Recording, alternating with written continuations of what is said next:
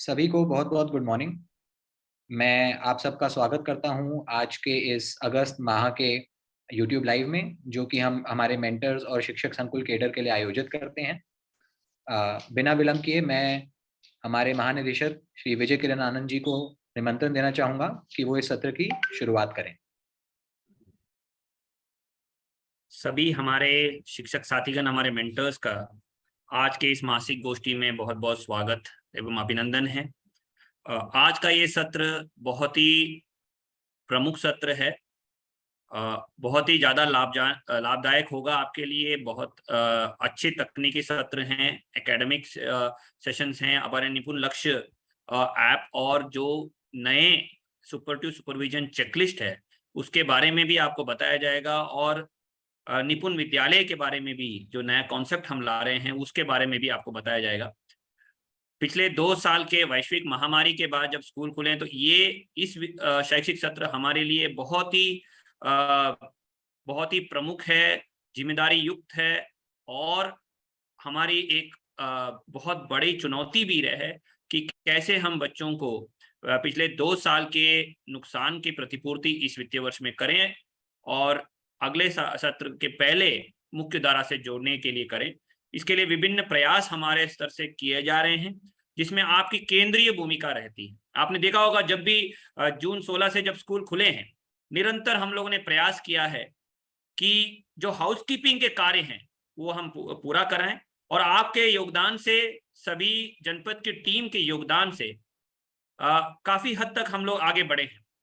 लेकिन अगले 2 माह में जो गतिविधियां हमें करनी है और आपकी भूमिका जो रहेगी वो निर्धारित करेगी कि हम ये इस शैक्षिक सत्र में कितना बच्चों तक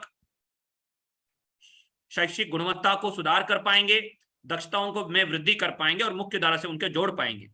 अभी देखा होगा आपने कि हर जनपद में जिलाधिकारी सीडीओ द्वारा निपुण भारत के बारे में विस्तार में बैठकें की जा रही हैं। शायद ही कोई जनपद है जहां पे नेतृत्व ना प्रदान किया जा रहा हो, आपको आपके लिए व्यवस्था ना दी जा रही हो। बीएसएस बीओस के साथ लगातार अच्छी गुणवत्ता की चर्चा युक्त बैठकें कर रहे हैं, रूपरेखा तैयार कर रहे हैं। निपुण भारत के अभियान के विभिन्न घटकों को जन आंदोलन के रूप में बनने के लिए हर गांव में संदेश पहुंचाया जा रहा है, गृह भ्रमण किया जा रहा है, होर्डिंग, बैनर, पोस्टर लगाए जा रहे हैं, रेडियो कैंपेन चलाया जा रहा है। हमारा मकसद है कि इसको जन आंदोलन बना लें। अभी एलईडी गाड़ियां चलेंगी, अभी प्रधानों की गोष्ठियां होंगी, ग्राम पंचायत गोष्ठी होंगी जिसमें हेडमास्टर्स भी प्रतिभाग करेंगे ब्लॉक लेवल पे। उसके माध्यम से सभी जनप्रतिनिधियों के माध्यम से, मीडिया के माध्यम से हम इसका प्रचार कराएंगे। माननीय मुख्यमंत्री जी से लेके सभी स्तर पर इसके लिए संवाद स्थापित किया जा रहा है ताकि हम अभिभावकों को जोड़ें, हम जनमानस को जोड़ें और इसको जन आंदोलन बनाएं। साथ ही साथ हेडमास्टर्स की मीटिंग जो ब्लॉक में हो रही है उसमें भी विस्तृत चर्चा करके निपुण भारत को के बारीकियों के बारे में जन तक और विशेषकर हमारे शिक्षकों तक इसकी संपूर्ण जानकारी प्राप्त करें और उनको हमारे अभियान में संवाददाता बनाएं। लेकिन जितनी भी रूपरेखा हम तैयार करेंगे, इसमें सबसे क्रिटिकल है कक्षा के भीतर की गतिविधियां और क्लासरूम ट्रांसैक्शंस। अगले 2 से 3 महीने में इसमें वर्तमान में जो क्लासरूम ट्रांसैक्शंस चल रहे हैं उनमें हमें बड़ी छलांग मारनी है, और वो संभव है आपके मेंटरिंग के आधार पर मात्र, आपके हुनर, आपके पूर्ण अनुभव, कार्यकुशलता के आधार पर, आपके नेतृत्व के आधार पर। इसी में हम लोगों की विशेष प्राथमिकता रहेगी, हमारी मॉनिटरिंग रहेगी और हमारी नजर रहेगी कि क्लासरूम ट्रांसैक्शंस को हम और आप मिलकर एक टीम बनकर कैसे मॉनिटरिंग करें, कैसे सुधार करें, कैसे वृद्धि करें, और एक बच्चों में और शिक्षकों में एक आत्मीय संबंध कैसे सुधारें, क्लासरूम को रूपांतरण करते हुए कैसे हम आगे बढ़े। इसी के बारे में आज विस्तार में चर्चा होगी, और मैं आग्रह करूंगा जितने भी आज सेशन से जुड़े हैं एक दूसरे से इसके बारे में विस्तृत चर्चा करें, अपने अपने अधिकार क्षेत्र में, अपने ब्लॉक, अपने न्याय पंचायत सत्र में, अपने क्लस्टर में विस्तृत चर्चा करें, क्योंकि अगले 1-2 महीने में इसको हमें बहुत बड़े अभियान के रूप में लेते हुए, संकल्पित होते हुए कामयाबी हासिल करनी है। मैं अनुरोध करूंगा संचालक महोदय से कि प्रेजेंटेशन प्रारंभ करें। मैं 10 से 15 मिनट आपका लूंगा, उसके पश्चात में हमारे विशेषज्ञों को इस गोष्ठी को हवाला करूंगा 1-2 महीने में। इसको हमें बड़े अभियान के रूप में लेते हुए, संकल्पित होते हुए कामयाबी हासिल करनी है। मैं अनुरोध करूंगा संचालक महोदय से कि प्रेजेंटेशन प्रारंभ करें। मैं 10 से 15 मिनट आप करूंगा, उससे साथ में विशेषज्ञों को इस गोष्ठी को हवाला करूंगा 1-2 महीने में। इसको हमें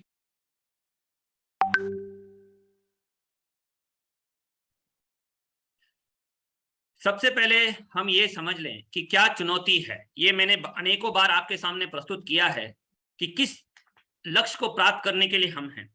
हाँ, अगर हम लोग वर्ल्ड बैंक द्वारा घोषित लर्निंग पॉवर्टी इंडेक्स की बात करें तो विकसित देश या इमर्जिंग इकोनॉमीज में हम कहीं पीछे हैं कि कक्षा 3 का हमारे देश का बच्चा 44% से कम बच्चे एक अनुच्छेद को पढ़ पा रहे हैं, यानी गेम ओवर। इन जो 56% हमारे बच्चे हैं उनके लिए खेल खत्म हो गया, वो 10 साल के उम्र के पहले। अवसर की समानता समाप्त, उनके लिए कौशल विकास की ओर बढ़ने का रास्ता समाप्त, अच्छे नागरिक सामाजिक सुधार के हमारे सपने समाप्त। जो अभी गत वर्ष में आपके माध्यम से जो नैस का सर्वे हुआ था, उसमें हालांकि मैं बधाई देता हूं सभी हमारे मेंटर टीचर्स, हमारे प्रधानाध्यापक, हमारे शिक्षक साथियों को कि एक बड़े सुधार की बात हुई है 2017-18 के तुलना में। जब पिछली बार नैस हुआ था कि हमने भाषा और गणित में कक्षा 3 और 5 में बहुत बड़ी वृद्धि की है। भाषा में कक्षा 3 में हम 8 स्थान राज्यों के तुलना में, अन्य राज्यों की तुलना में आगे बढ़े हैं, और 5 में 5 स्थान आगे बढ़े हैं, और गणित में भी हमने सुधार किया है। लेकिन क्या यह पर्याप्त है? यह आलोचना का विषय है। हमें और भी बड़ी लंबी छलांग मारनी पड़ेगी। फिर अगर हम असर के रिपोर्ट देखें, जिसको हम हर साल पिछले 15-20 साल से देख रहे हैं, और इसको हम हर एक स्तर पे, हर एक विशेषज्ञ संस्था इसको गहराई से देखता है कि हर राज्य किस तरफ आगे बढ़ रहा है शिक्षा क्षेत्र में। तो अगर हम 2018 की रिपोर्ट देखें, क्योंकि उसके बाद तो और भी बड़ी वृद्धि, और भी बड़ी गिरावट आई है, और हम लोग देख रहे हैं कि प्रतिकूल प्रभाव पड़ा है, कि ये दिल दहलाने वाली बात है कि कक्षा 8 के बच्चे कक्षा 2 के एक अनुच्छेद को, एक टेक्स्ट को नहीं पढ़ पा रहे हैं, वो भी 38%।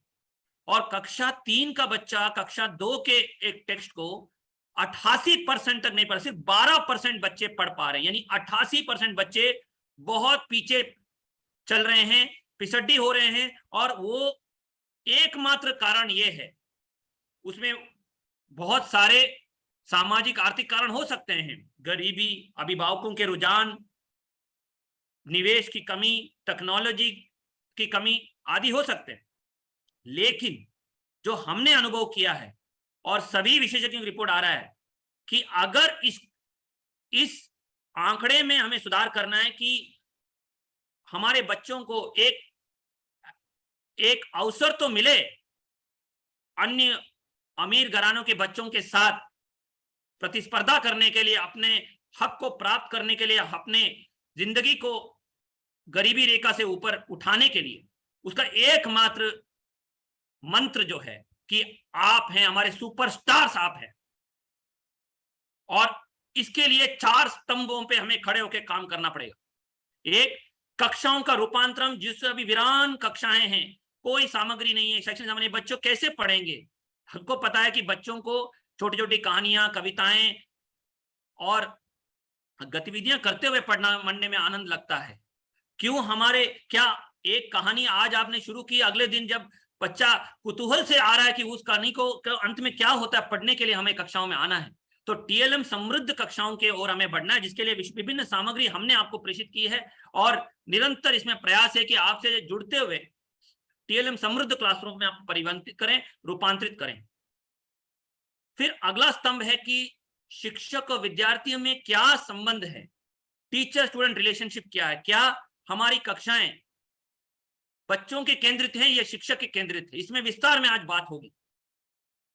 तीसरा बड़ा स्तंभ है कि हमारे सुपरस्टार ARP, SRG, शिक्षक संकुल, हमारे डायट मेंटर्स किस तरह के मेंटरिंग करके लीडरशिप प्रोवाइड कर रहे हैं हमारी कक्षाओं को, हमारे शिक्षकों को, क्या रिश्ता बना रहे हैं, सहयोगात्मक पर्यवेक्षण विजिट्स जो हो रहे हैं, क्या वो सुपर हिट हो रहे हैं या फ्लॉप हो रहे हैं। और इन सब का समाहित करते हुए सारी पढ़ाई दक्षता आधारित कॉम्पिटेंसी जो हो, और उसके लिए नियमित रूप से क्लासरूम में स्कूल बेस्ड असेसमेंट होता रहे, मूल्यांकन होता रहे, जिसके लिए हमने आपको हथियार दिए हैं, निपुण लक्ष्य ऐप, गुणवत्ता ऐप, स्पॉट असेसमेंट करने की विविधता, और हर 3 महीने में सेंसस असेसमेंट करने का एक प्राविधान जो हमने दिया है। ये 4 स्तंभों पे खड़े होकर हमारे सुपरस्टार्स, जिनको हम हीरे मानते हैं, आप लोग, आपके कंधे पे आपके बागडोर संभाले हुए हम इन 88% बच्चे जो कक्षा 2 के अनुच्छेद भी कक्षा 3 में पहुंच के नहीं पहुंच पा रहे हैं, उनको हम हाथ पकड़ के उनकी आवाज बन के उभर के आएंगे। क्या कह रहा हूं मैं, क्यों ये स्तंभों के बारे में क्या कह रहा हूं, कैसे मैं आपके साथ मिलकर, हम लोग सब मिलकर इसको काम करें। लेकिन जो अभी आपने जो वीडियो स्निपेट देखे, तो इसमें मैं सिर्फ यही आग्रह कर रहा था कि अगर एक समाज के रूप में, एक व्यवस्था के रूप में, एक शिक्षक के रूप में हम अगर बच्चों को कुछ दे सकते हैं, वो सिर्फ इतना ही है कि उनको जड़ें और उड़ने के लिए पर दे सके। जितने भी उनके सपने हैं उनको साकार करने के लिए प्रोत्साहन, अभिव्यक्ति की आजादी, अभिव्यक्ति के अवसर, और अपने सपनों को एक रूपरेखा देने के लिए प्रोत्साहन देने की हमारी जिम्मेदारी बनती है। अगर कुछ और ना करें, बस इतना ही कर लें कि हम आपके माध्यम से सोनभद्र हो या ललितपुर हो या बलिया के दुरुस्त गांव में भी हर एक शिक्षक को यह एहसास हो जाए कि वो एक बड़े अभियान का हिस्सा है, बड़े लक्ष्य के लिए उनका योगदान है। हर एक व्यक्ति को सबसे ज्यादा अगर कोई चीज चाहिए कि उसके क्रियाकल्पों के बारे में सम्मान, उसके कार्यों के लिए प्रोत्साहन और रिकॉग्निशन, उसको करने के लिए आपको हम अवसर दे रहे हैं, और हम चाहते हैं कि आपका हुनर, आपकी कार्यकुशलता को पूरी तरह एक्सप्लोर करते हुए इस अभियान का आप अभिन्न अंग बने। अगर आप सुपरस्टार्स अगर कुछ चाहेंगे तो संभव ही नहीं है कि हमें कोई रोक पाएगा और इस अभियान में हम सफल ना हो पाएंगे। निपुण स्कूल से लेकर निपुण ब्लॉक से लेकर निपुण जनपद बना के रहेंगे। अगला स्लाइड। इसके लिए एक विशेष अभियान आज से हम प्रारंभ कर रहे हैं। पहले हमें ये अगले 2 महीने में क्लासरूम ट्रांजैक्शन मॉनिटरिंग करने की व्यवस्था में आपके साथ में हर 15 दिन में मैं रिपोर्ट शेयर करूंगा। स्कूल वार, ब्लॉक वार, जिले वार शेयर करेंगे। क्या आपकी कक्षाएं शिक्षक केंद्रित हैं या छात्र केंद्रित हैं? क्या उस कक्षाओं में बच्चे समूह कार्य कर रहे हैं, ग्रुप में बैठे हैं, पीयर लर्निंग हो रहा है, कहानियां पढ़ रहे हैं, कविताएं पढ़ रही हैं, स्टोरी सुना रहे हैं, क्रिएटिविटी दिखा रहे हैं, इमेजिनेटिव थिंकिंग कर रहे हैं कि नहीं कर रहे हैं? क्या गृह कार्य हो रहे हैं कि नहीं बच्चों के? क्या हेडमास्टर द्वारा कक्षाओं का विभाजन, कार्य आवंटन किया जा रहा है कि नहीं कर रहा है? क्या बच्चों में एक दूसरे में सीखने की प्रवृत्ति, शिक्षकों के और अभिभावकों के साथ संवाद है कि नहीं है? क्या शिक्षक बच्चों को अभिव्यक्ति के अवसर दे रहे हैं कि नहीं, प्रश्न पूछने के अवसर दे रहे हैं कि नहीं, स्वयं दोनों मिलकर TLM बना रहे हैं, दोनों आउटडोर एक्टिविटीज कर रहे हैं, दोनों लाइब्रेरी की किताबें पढ़ रहे हैं, दोनों खेलकूद साथ में मिलकर कर रहे हैं, आनंद के साथ शिक्षक को पढ़ाने में मजा और बच्चों को पढ़ने में मजा आ रहा है कि नहीं आ रहा है, और नियमित रूप से आंकलन हर बच्चे का हो रहा है कि नहीं, और उसके आंकलन के आधार पर उसकी पढ़ाई हो रही है, कॉम्पिटेंसी बेस्ड पढ़ाई हो रही है कि नहीं, निपुण तालिका को अद्यावधिक किया जा रहा है कि नहीं, इसके बारे में हम मॉनिटरिंग करेंगे। मैं आग्रह करूंगा, आह्वान करूंगा, अवसर को पहचानिएगा और कक्षा की गतिविधियों को जो हम लोग कमजोर रहे हैं सालों से, उन गतिविधियों को सुधार करते उसकी मॉनिटरिंग की व्यवस्था हमारे शिक्षक संकुल साथी, हमारे mentor teacher, ARP, SRG, diet mentors कृपया करने का कष्ट करें। इन 2 महीने में हमें इसको संतृप्त करना है, और उत्तर प्रदेश का परिषदीय विद्यालय का कक्ष किसी भी कॉन्वेंट विद्यालय के, किसी भी देश के, प्रदेश के विद्यालयों से बेहतर अंदर हो जाए। मैंने बहुत उदाहरण देखे, अनेक टीचर्स को देखा है, शिक्षक केंद्रित क्लासरूम देते हैं, सुनसान चलते हैं, बच्चों को कुछ समझ में नहीं आता है, तुरंत एक अच्छा टीचर वहां पहुंच जाता है और बीच में खड़े होकर सब बच्चों को जोड़ते हुए पढ़ाता है। कक्षाओं में बच्चे ऐसी छलांग मार देते हैं, इससे बड़ा रूंगटे खड़ा करने वाली गतिविधि या दृश्य कोई हो ही नहीं सकता है। ये बुनियाद है हमारे हर समस्या के हल के लिए। अगला स्लाइड। मैं उम्मीद करता हूं कि आप लोग इस अभियान का स्वागत करेंगे। नेक्स्ट। मैं जो बात कर रहा था कि बच्चों के केंद्रित जो कक्षा है, ये दोनों तस्वीर देखिएगा, कितना बड़ा अंतर दिखेगा आपको। मुझे इसमें विस्तार में समझाने की जरूरत नहीं है, क्योंकि आप भली भांति इसको जानते हैं, आपका अनुभव है, आपका इसमें विशेष कला है। नेक्स्ट। और टीएलएम रिच हमारे क्लासरूम होनी चाहिए, और उससे बच्चों को ये एक परिवर्तन दिखना चाहिए कि हमारे आज की तारीख में 30, 40, 50% बच्चों की उपस्थिति दिखती है।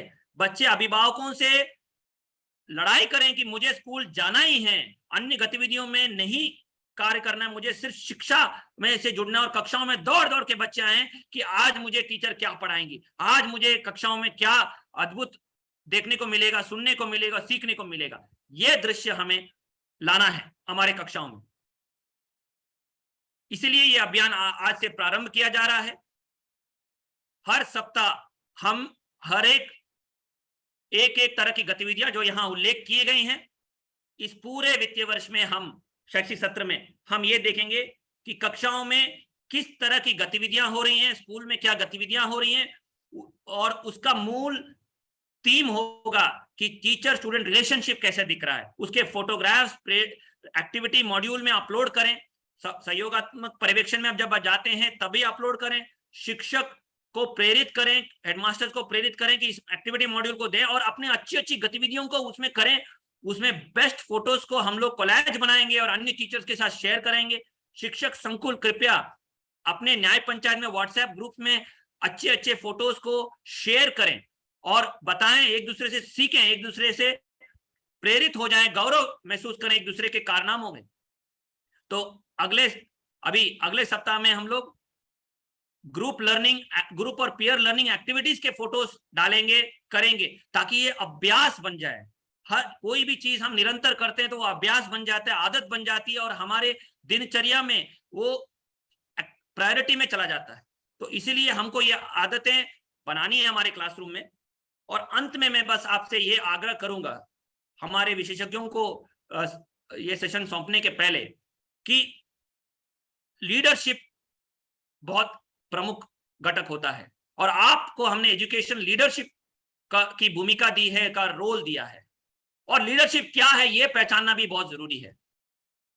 हमने राज्य ने, शासन ने स्पष्ट लक्ष्य दिया है जो हमारे लिए हमारी अर्जुन की पक्षी की आंख है कि निपुण लक्ष्य घोषित हैं, कक्षाओं में प्रदर्शित हैं, सभी के जनमानस तक हम पहुंचने का मकसद लेके चल रहे हैं। वो हम कामयाब भी होंगे कि हर अभिभावक को ये पता हो कि अगर वो बच्चा कक्षा 3 में 60 शब्द प्रति मिनट एक प्रवाह से पढ़ रहा है एक अनुच्छेद को देखते हुए, तो इसका मतलब उसने वो हासिल किया जो हम सबका मूल जिम्मेदारी है, इस व्यवस्था की जिम्मेदारी है।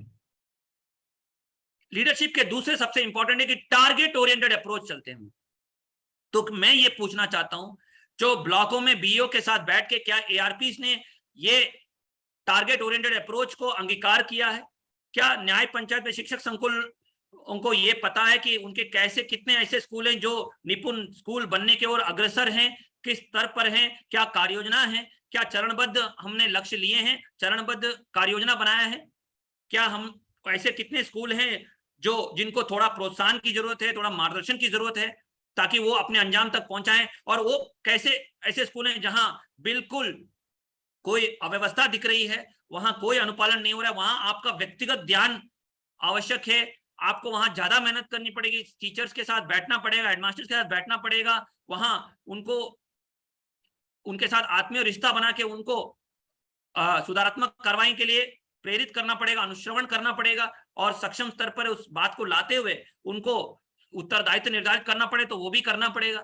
तो ये टारगेट ओरिएंटेड अप्रोच हमारे एआरपी साथीगण और शिक्षक संकुल साथीगण जरूर करें। दो ही चीजें निर्धारित करेंगे कि हम इसमें सफल होंगे कि नहीं होंगे। हमारे शिक्षक और हमारे मेंटर्स का पढ़ाने के तरफ रुझान, पैशन और बच्चों के प्रति प्रेम।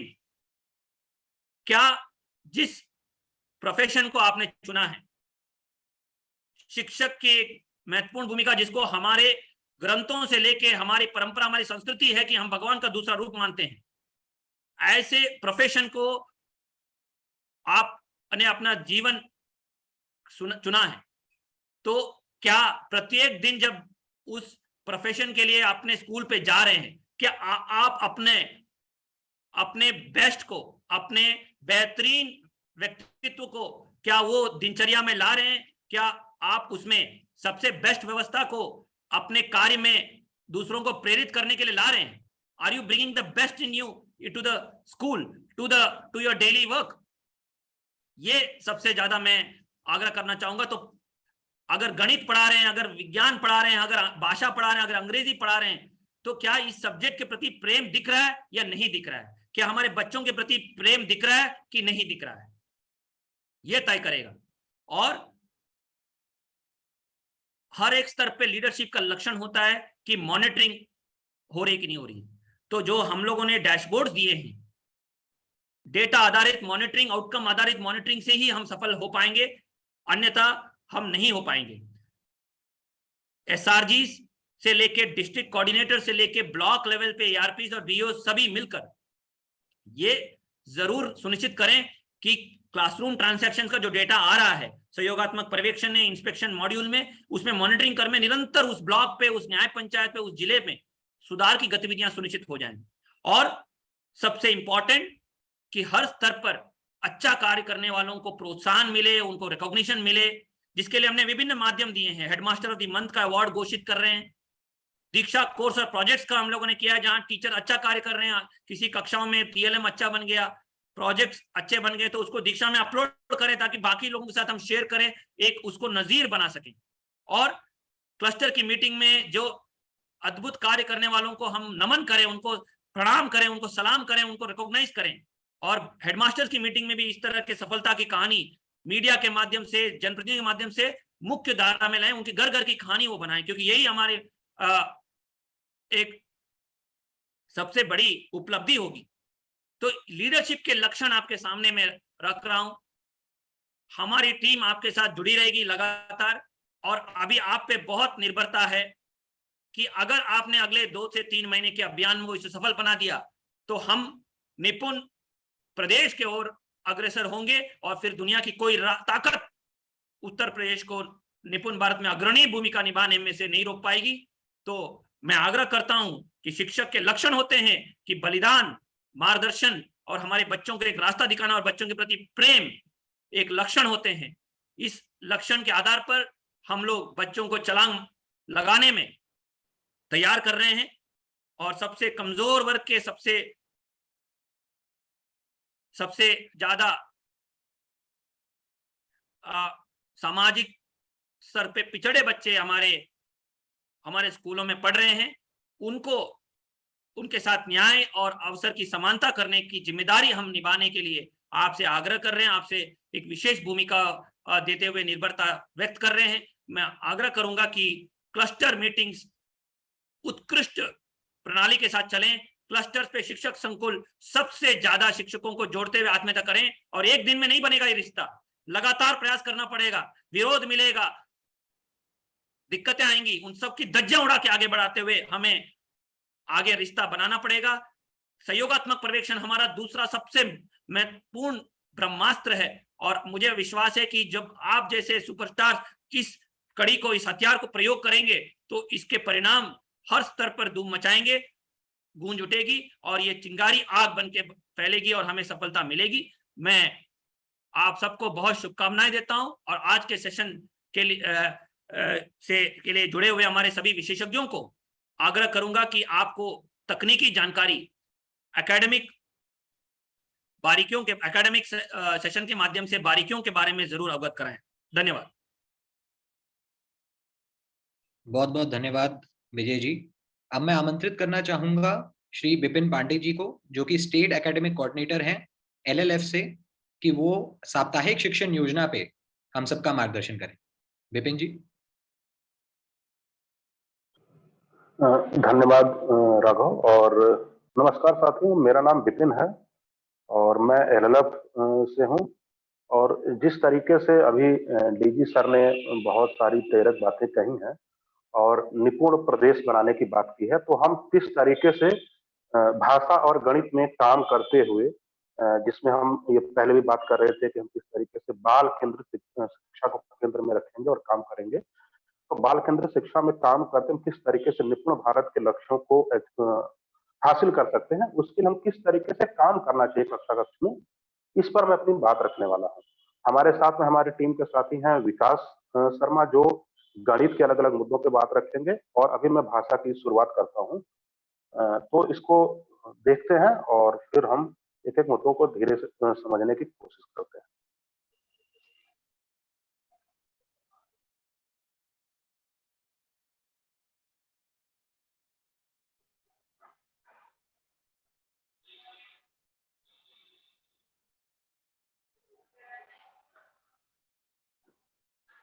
तो जिस तरीके से बात हुई थी, आप जानते हैं कि चूंकि इस ग्रुप में, इस लाइव सेशन में बहुत सारे एसआरजी और एआरपी जुड़े हुए हैं, कुछ संकुल शिक्षक भी हैं। ये एआरपी और एसआरजी तो इस ट्रेनिंग से जो हमने अभी किया है हाल ही में, उससे पूरा रूबरू है और वो चीजों को जानते समझते हैं। फिर हम एक बार बात कर लेते हैं कि किस तरीके से हम एक एक दिन शिक्षण योजना पर हम काम करेंगे भाषा में। तो अगले 50 मिनटों में जो हम जानने और समझने की कोशिश करेंगे, शायद मेरी स्क्रीन नहीं दिख रही है ना, ओके सॉरी। तो हम ये जानने और समझने की कोशिश करेंगे आज हम अगले 50 मिनटों में। प्रेजेंटेशन मोड में दिखाइए। Okay okay okay.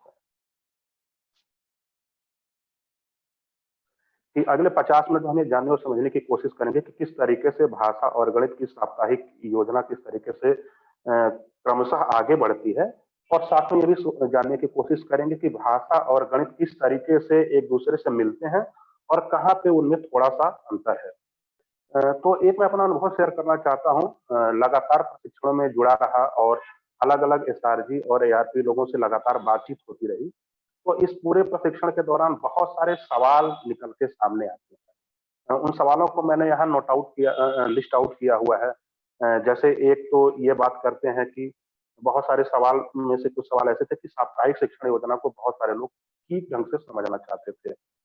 फिर वो ये भी समझना चाहते थे कि साप्ताहिक शिक्षण योजना अगर हम बोलते हैं तो उसके मुख्य हिस्से क्या-क्या हैं, किस तरीके के उसके मेन कंपोनेंट्स क्या-क्या हैं, इसको जानने और समझने की बात हो रही थी। ग्राउंड लेवल पर बहुत सारे टीचर्स इस तरीके के सवाल कर रहे थे। साथ में ये भी देख रहे थे कि जब हम साप्ताहिक शिक्षण योजना की बात करते हैं तो दिवसवार अगर हम भाषा में बोलते हैं कि 3 कालांश हैं, तो तीनों कालांशों में किस तरीके से काम होगा, किस तरीके से उसमें हम आकलन कर रहे होंगे, और आकलन के साथ-साथ ही गृह कार्य, जैसे एक डीजी सर ने भी बोला था कि गृह कार्य बच्चों को दिया जा रहा है, नहीं दिया जा रहा है, तो ये भी कब दिया जाएगा, गृह कार्य किस तरीके से चेक होगा।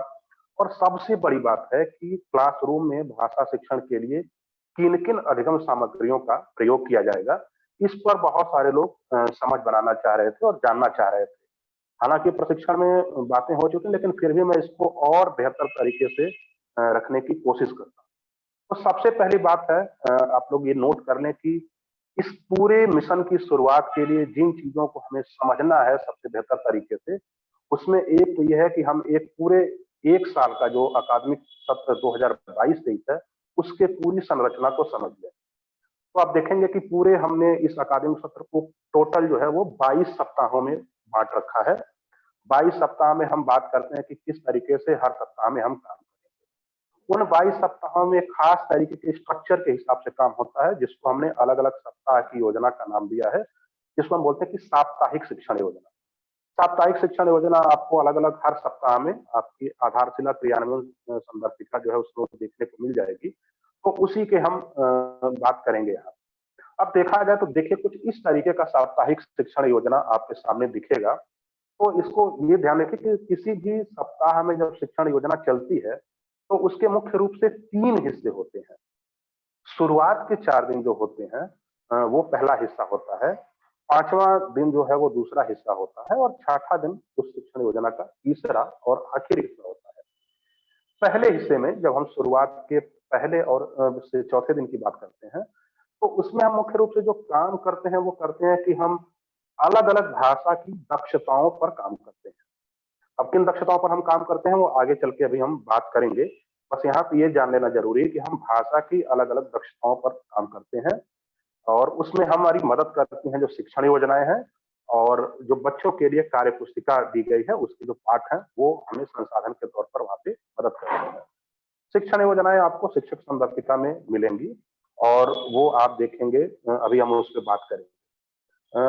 अगली बात जब हम बात करेंगे कि 5वें दिन क्या करते हैं, तो 5वें दिन हम करते हैं पुनरावृत्ति या दोहराव का काम करते हैं। शुरू के 4 दिनों में हमने जो कुछ भी पढ़ाया है, जिन अलग-अलग दक्षताओं पर हमने काम किया है, जिन अवधारणाओं पर काम किया है, 5वें दिन हम उसको पूरे दोहराने का काम करते हैं, उसकी पुनरावृत्ति का काम करते हैं।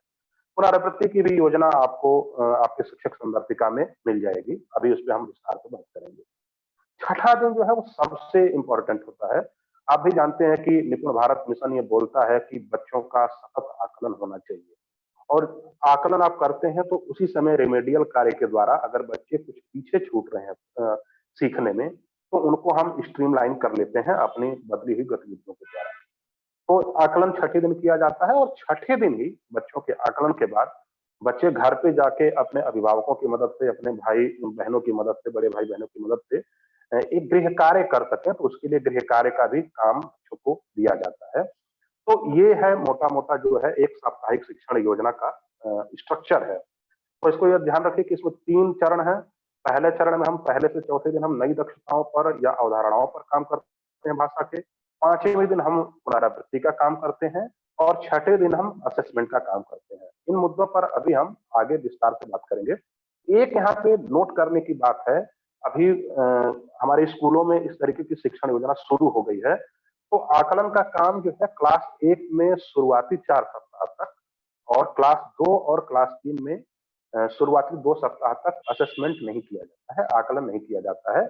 इसके पीछे का कारण ये है कि हम क्लास 1 में शुरुआती 4 सप्ताह और क्लास 2 और क्लास 3 में शुरुआती 2 सप्ताहों तक हम उभरती साक्षरता के अलग-अलग पहलुओं पर काम करते हैं, तो उसमें आकलन नहीं करेंगे। इसीलिए आप देखेंगे कि आपकी शिक्षक संदर्भिका में आकलन के जो पेजेज हैं, जो आकलन की जो योजना है, वो आपको क्लास 1 में 5वें सप्ताह से और क्लास 2 और क्लास 3 में आपको तीसरे सप्ताह से मिलेगी। आगे बढ़ते हैं। अब जैसा मैंने बोला था कि सप्ताह के शुरुआती दिनों में भाषा 4 दिनों में भाषा की अलग-अलग अवधारणाओं पर काम होता है। इसके बारे में अगर आपको विस्तार से पढ़ना है तो जो अभी शिक्षक संदर्भिका आपको सॉफ्ट में मिली है, तो उसके आप पेज नंबर 26 से 28 पर आप देख सकते हैं। उसके कुछ मुख्य बिंदुओं को मैं आगे यहाँ पे डिस्कस कर देता हूँ। तो जैसा मैंने आप भी जानते हैं कि भाषा में कुल 3 कालांश हमें मिलते हैं। पहला कालांश होता है जिसमें हम काम करते हैं मौखिक भाषा विकास और उससे जुड़े हुए लेखन कार्य पर। दूसरा कालांश होता है डिकोडिंग का। डिकोडिंग और उससे जुड़े हुए लेखन पर हम इसमें काम करते हैं दूसरे कालांश में। और तीसरा कालांश होता है पठन विकास का, जिसमें हम बच्चे चीजों को कैसे पढ़ सकते हैं, तो उसमें प्रिंट जागरूकता से लेके लोगोग्राफिक पठन और उसके आगे कैसे वो टेक्स्ट पढ़ेंगे, इस पर हम अलग-अलग तरीके से काम करते हैं। काम कैसे करेंगे, ये आगे हम इसको देखेंगे। अब देखिए, जैसे अगर हम पहले कालांश की चीजों पे गौर करें कि किस तरीके से काम होता है, तो यहाँ पे आपको क्लियर दिख रहा होगा कि पहला कालांश जो होता है वो 40 मिनट का होता है, जिसमें हम मौखिक भाषा विकास एवं संबंधित लेखन पर काम करते हैं। अब इस कालांश में हम मौखिक भाषा की अलग-अलग दक्षताओं पर काम करते हैं और आप सभी जानते हैं और प्रशिक्षणों में हमने बार-बार इस पर जोर दिया है कि मौखिक भाषा की दक्षताओं की जब हम बात करते हैं तो उसमें जो मुख्य होता है कि बच्चा अपने विद्यार्थी जो है अपने विचारों को एक दूसरे के साथ साझा कर पाए, कुछ नई चीजों के बारे में अनुमान लगा पाए। अगर वो कोई चित्र कहानी देख रहा है, कुछ पोस्टर देख रहा है, तो उसके बारे में वो तार्किक आधार पर अपने विचारों को आपके सामने रख पाए और फिर अगर कोई लॉजिक दे रहा है, मान लीजिए कोई दूसरा बच्चा कोई तर्क दे रहा है, तो उस तर्क से वो अपनी सहमति या असहमति दर्ज करता है। तो मुख्य रूप से देखेंगे तो ये पहला कालांश जो होता है पूरे के पूरे तरीके से बच्चे के संप्रेषण कौशल को, उसकी तार्किक चिंतन को, उसके अनुमान लगाने के कौशल को, उसकी जिज्ञासा को, उसके प्रश्न करने के कौशल को इसमें हम विकसित करने की कोशिश करते हैं और ये सारी दक्षताएं जो है निपुण भारत के उद्देश्यों में भी दी गई है। एक इसमें हमने इस साल से एक अति महत्वपूर्ण काम जोड़ा है, वो है सामाजिक और भावनात्मक विकास पर भी हम इस साल से शुरू कर रहे हैं। आप जानते हैं कि कोविड ने ऐसी परिस्थितियां कर दी हैं जिसके कारण ऐसा लगा, और ये निपुण भारत भी इसको रिकमेंड करता है कि हमें बच्चों के साथ सामाजिक और भावनात्मक विकास पर काम करना चाहिए। तो उसके लिए किसी भी सप्ताह में आप देखेंगे तो पहला दिन और चौथा दिन, पहले और चौथे दिन में हम पहले कालांश में हम सामाजिक और भावनात्मक विकास की गतिविधियों पर काम करते हैं। सामाजिक और भावनात्मक विकास की गतिविधियों पर काम कैसे किया जाएगा, ये आप जब शिक्षक संदर्शिका देखेंगे और किसी भी सप्ताह का पहले और चौथे दिन का पहले कालांश का शिक्षण योजना देखेंगे तो उसमें विस्तार से वो चीजें दी गई हैं।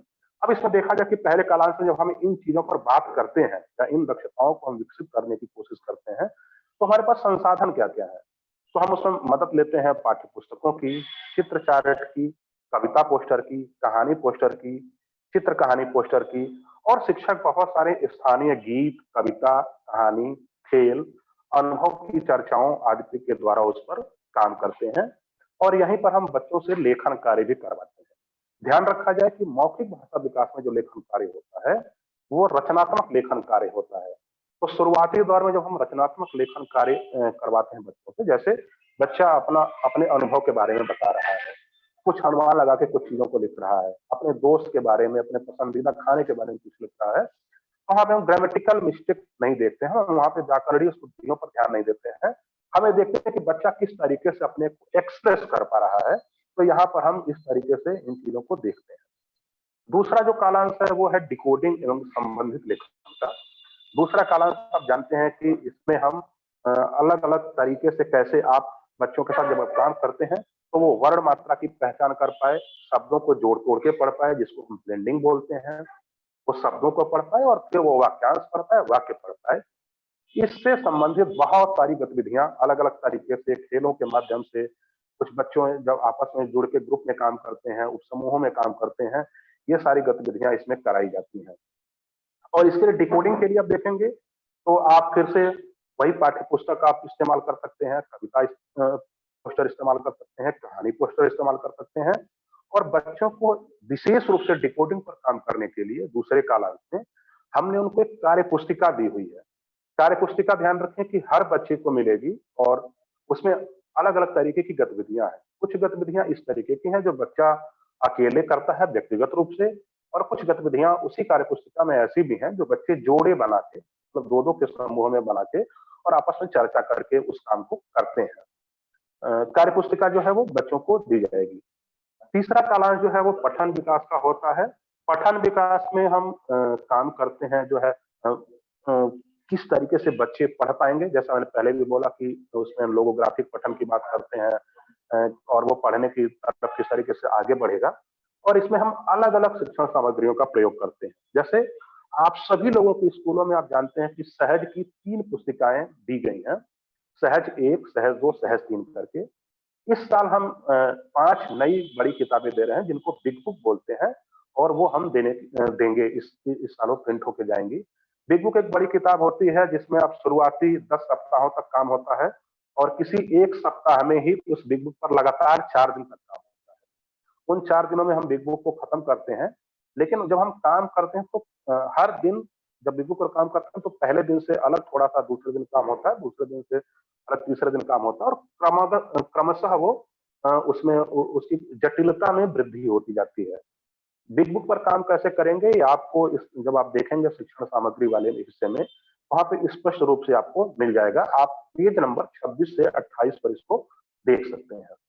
और इसमें आप जानते हैं कि जैसे पहले बात हो रही थी कि शिक्षक इसमें विशेष रणनीति बना के काम करता है। पहले तो टीचर खुद आदर्श पठन करेगा, फिर शेयर्ड रीडिंग के द्वारा उसमें बातचीत पढ़ाया जाएगा, फिर गाइडेड रीडिंग होगी, और उसके बाद बच्चे को हम यहाँ तक 1 साल के अंत में यहाँ तक ले जाने की कोशिश करेंगे कि बच्चा एक स्वतंत्र पठन की तरफ अग्रसर हो पाए। मतलब बिना किसी की मदद के बच्चा किताब उठाए और वो पढ़ना शुरू कर पाए, इसको हम देखेंगे। अभी हमने बात किया था कि 3 कालांशों की बात की थी। शुरुआत के सप्ताह के शुरुआती 4 दिनों में इन 3 कालांशों में पहले में मौखिक भाषा विकास का काम होगा, दूसरे में डिकोडिंग का काम होगा, और तीसरे में जो है वो पठन विकास का काम होगा। अब एक नजर हम डालते हैं कि इन तीनों कालांशों में जो हमने 3 अलग-अलग मुद्दों पे काम करने की बात की है, जो भाषा के बहुत ही महत्वपूर्ण घटक हैं, मौखिक भाषा विकास, डिकोडिंग और पठन, तो उन पे हम किन-किन सामग्रियों का उपयोग करेंगे। ज्यादातर सामग्रियां जैसे ये अभी आपके पास सॉफ्ट में जा रही होंगी, जिसको हम आधारशिला क्रियान्वयन संदर्भिकाएं बोलते हैं। इन क्रियान्वयन संदर्भिकाओं में पूरे 1 साल के लिए यानी 132 दिन की शिक्षण योजनाएं 22 सप्ताह की आपको दी गई हैं और कैसे किस कालांश में किस तरीके से ग्रुप बना के काम करना है, किस तरीके की आपको टीएलएम की जरूरत पड़ेगी, किस तरीके की तैयारी की जरूरत पड़ेगी, ये सारी चीजें आपको इस शिक्षक संदर्भिका में मिल जाएंगी। शिक्षक संदर्भिका हर शिक्षक को एक मिलेगी और ये शिक्षकों के लिए है, शिक्षक शिक्षण योजना को समझने के लिए और उसको उपयोग में लाने के लिए। अब यहाँ पे आपको जो दिख रहा होगा कहानी पोस्टर और कविता पोस्टर, ये आपके विद्यालयों में पहले से ही दिए जा चुके हैं। कहानी पोस्टर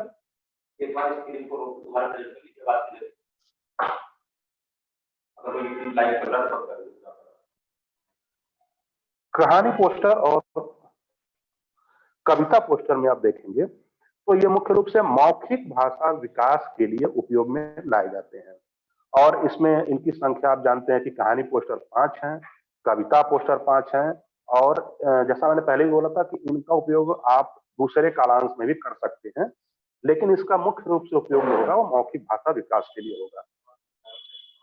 इसी तरीके से बिग बुक है और चित्र चार्ट है। बिग बुक का मैंने बताया था, बिग बुक ये 5 दिए जा रहे हैं, 5 आपको दिख रहे होंगे, हाथी और बकरी है, माँ और बच्चे हैं, मुर्गी के 3 चूजे हैं, शेर की गुफा है, चिड़िया है, ये हम पठन विकास के लिए दे रहे हैं।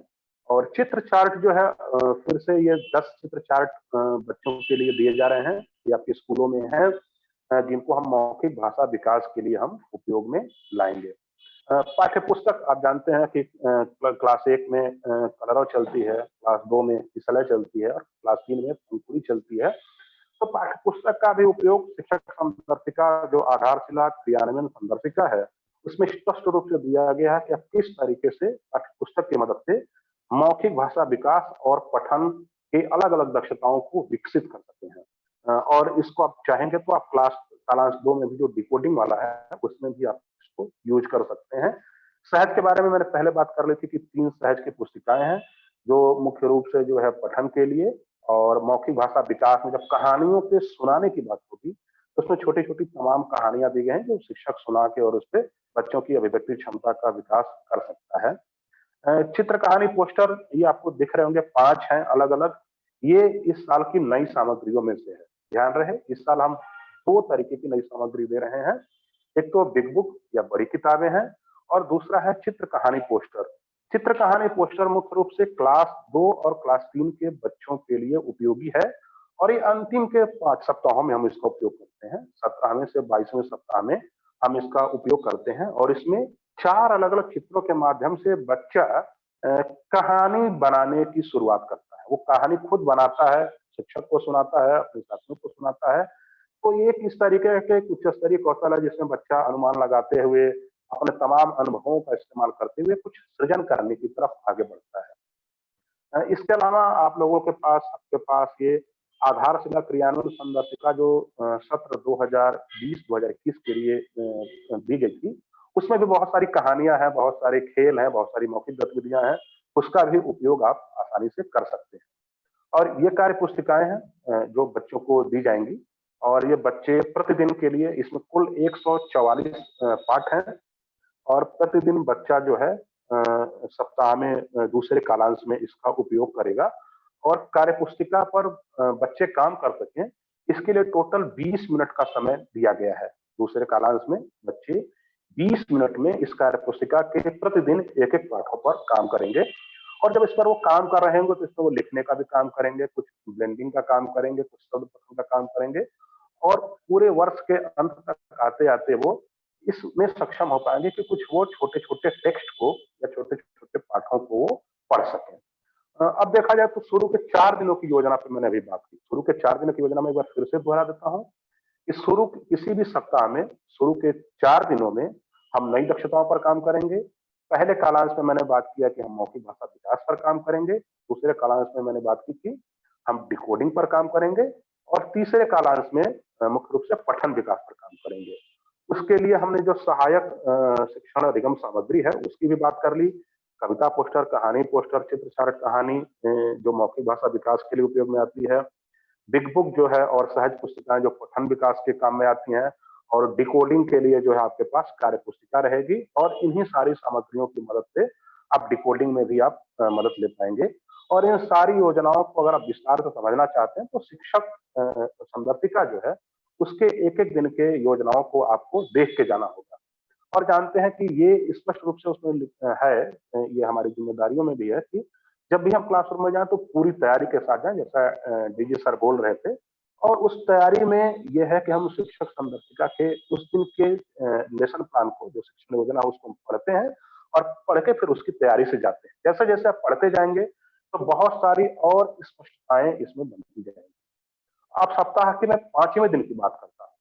5वां दिन जैसा मैंने पहले भी बोला था कि इसमें हम पुनरावृत्ति का काम करते हैं। मुख्य रूप से पुनरावृत्ति में क्या काम करते हैं कि इस दिन सप्ताह के शुरुआती 4 दिनों में जो भी अवधारणाओं पर काम हुआ है उसके हम दोहराव का काम करते हैं ना। और दोहराव के लिए आप जानते हैं कि कालांश 2 में जो बच्चों की कार्य पुस्तिका दी गई है उसमें एक पेज जो सप्ताह के 5वें दिन का होगा वो पुनरावृत्ति के नाम से उसमें दिया गया है। और उसमें सप्ताह के 4 दिनों में खास करके डिकोडिंग में जिन दक्षताओं पर काम किया गया है उसके दोहराव का काम आपको कार्यपत्र के द्वारा या पुनरावृत्ति का काम कार्यपत्र के द्वारा वो बच्चों के साथ करना है। अब सप्ताह का 6वां दिन, इसको थोड़ा सा हम विस्तार से समझेंगे क्योंकि इसमें बहुत सारे सवाल थे ग्राउंड से और इसको हम थोड़ा सा देखते हैं। तो एक तो सबसे पहली जानकारी मैं आपको दे दूं कि अगर आपको इस प्रेजेंटेशन के बाद भी अगर और थोड़ा सा विस्तार में पढ़ना है तो कक्षा 2 की आधारशिला क्रियान्वयन संदर्शिका का पेज नंबर 22 और 23 पर आप जाएंगे तो आपको आकलन का जो 6ठे दिन हम करते हैं साप्ताहिक आकलन, उसकी पूरी प्रक्रिया को बहुत विस्तार से दिया गया है। और ट्रैकर, इसमें एक अभी ट्रैकर की बात आएगी तो साप्ताहिक आकलन का ट्रैकर आपको पेज 174 से मिलना शुरू हो जाएगा और उसके आगे जैसे जैसे पढ़ते जाएंगे तो आपको स्पष्ट रूप से उसमें मिलेगा।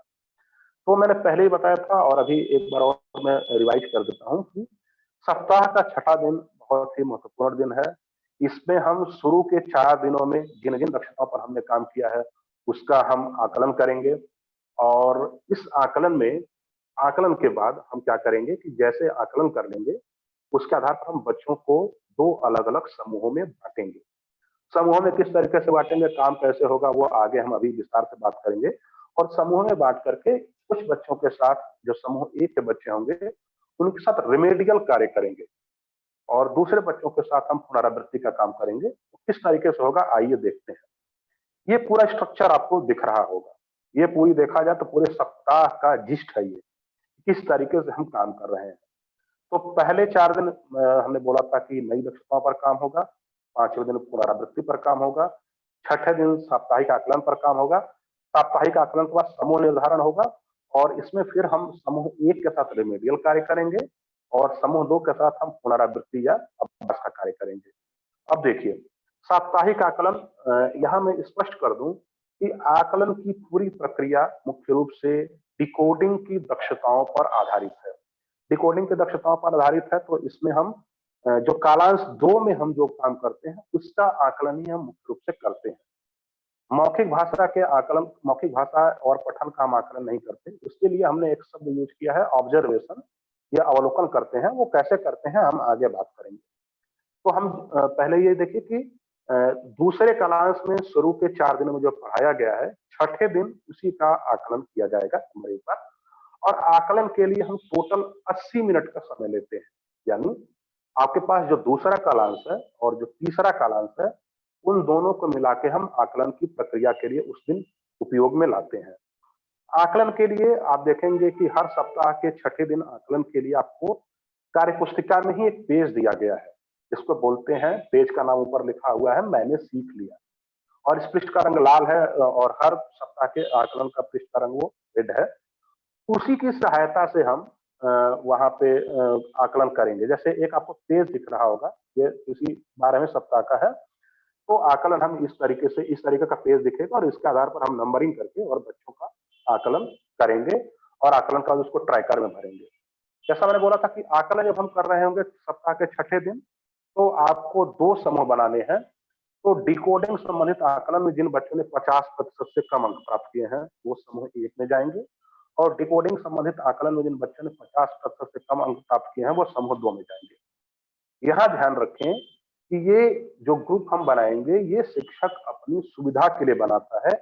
क्लासरूम में ये किसी भी तरीके से इंडिकेट नहीं होना चाहिए कि ये समूह 1 है, ये समूह 2 है, या कुछ कमतर जानने वाले बच्चों का समूह है, या कुछ ज़्यादा बच्चों का समूह है। ये हमें एकदम नहीं करना है।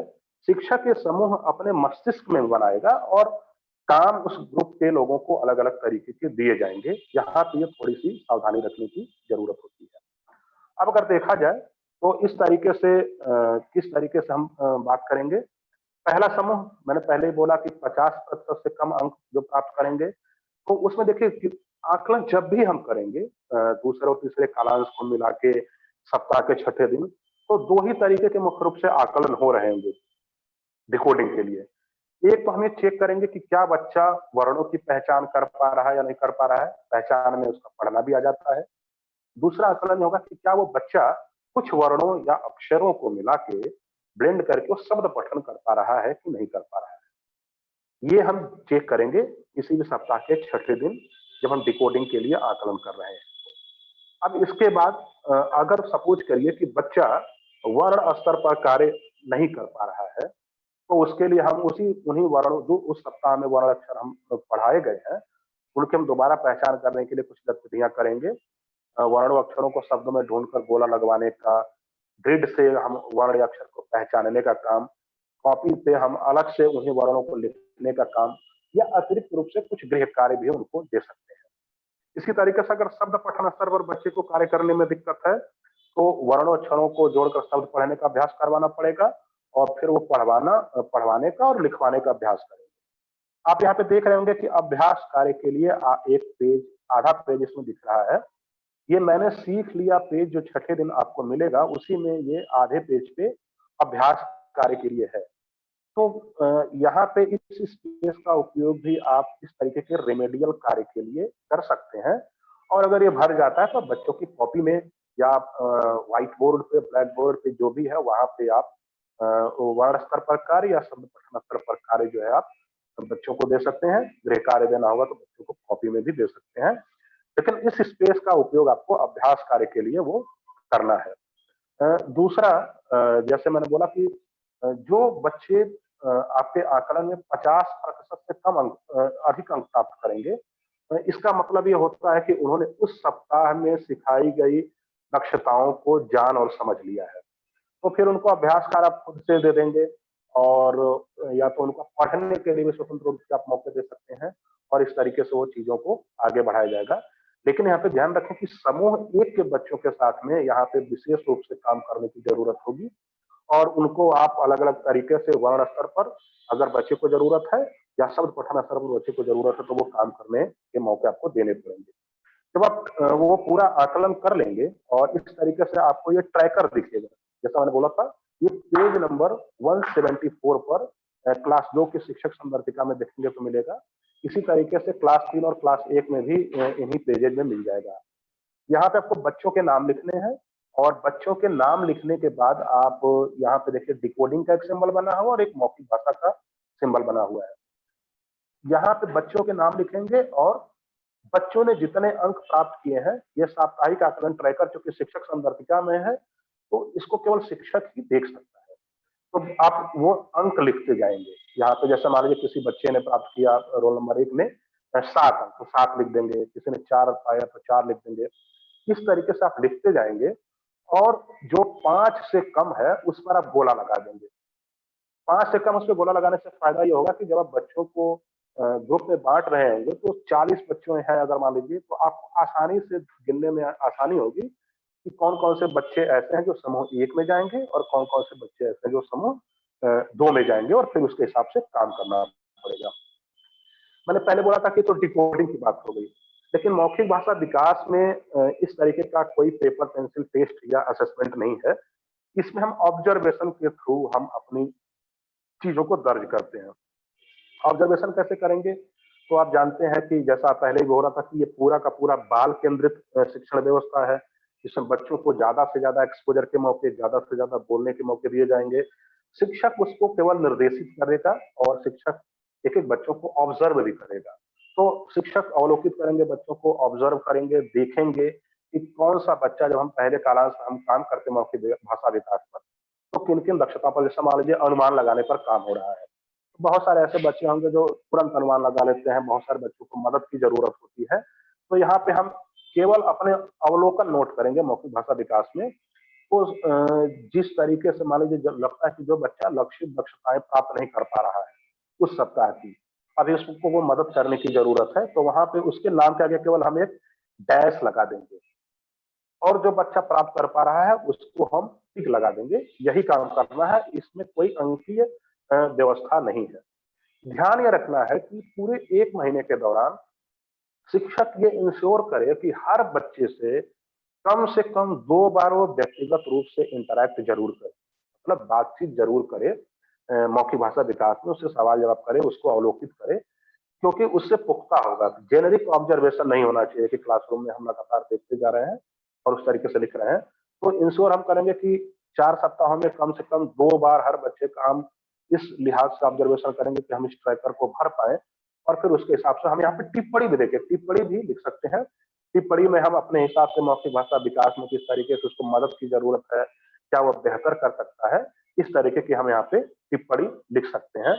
और इस तरीके से जब हम काम कर रहे होंगे पूरे स्ट्रक्चर में, तो निसंदेह हम जो चाहते हैं कि भाषा की अलग अलग दक्षताओं का उनमें विकास हो पाएगा। विकास होगा तो 4 दिन लगातार काम करेंगे, फिर 5वें दिन पुनरावृत्ति करेंगे, 6ठे दिन आकलन करेंगे। आकलन के आधार पर हमें हर तुरंत ही पता चल जाएगा कि किस बच्चे को और ज्यादा मदद की जरूरत है, और जैसे ही मदद की जरूरत होगी हम उस बच्चे की मदद करेंगे और काम करेंगे।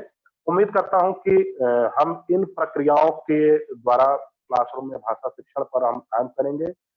जितने भी शिक्षण अधिगम सामग्री हमको मिली है हम उसका उपयोग करेंगे। शिक्षक संपत्तिकाओं को हम रोज देख के जाएंगे, रोज पढ़ के जाएंगे, और क्लासरूम में दक्षता आधारित शिक्षण में हम सक्रिय तरीके से काम करेंगे और प्रदेश को निपुण प्रदेश बनाने के मिशन में हम जी जान से लगेंगे। मैं अपनी बात को यहीं विराम देता हूँ। आप सभी लोगों ने इसे ध्यान से सुना, उसके लिए धन्यवाद। नमस्कार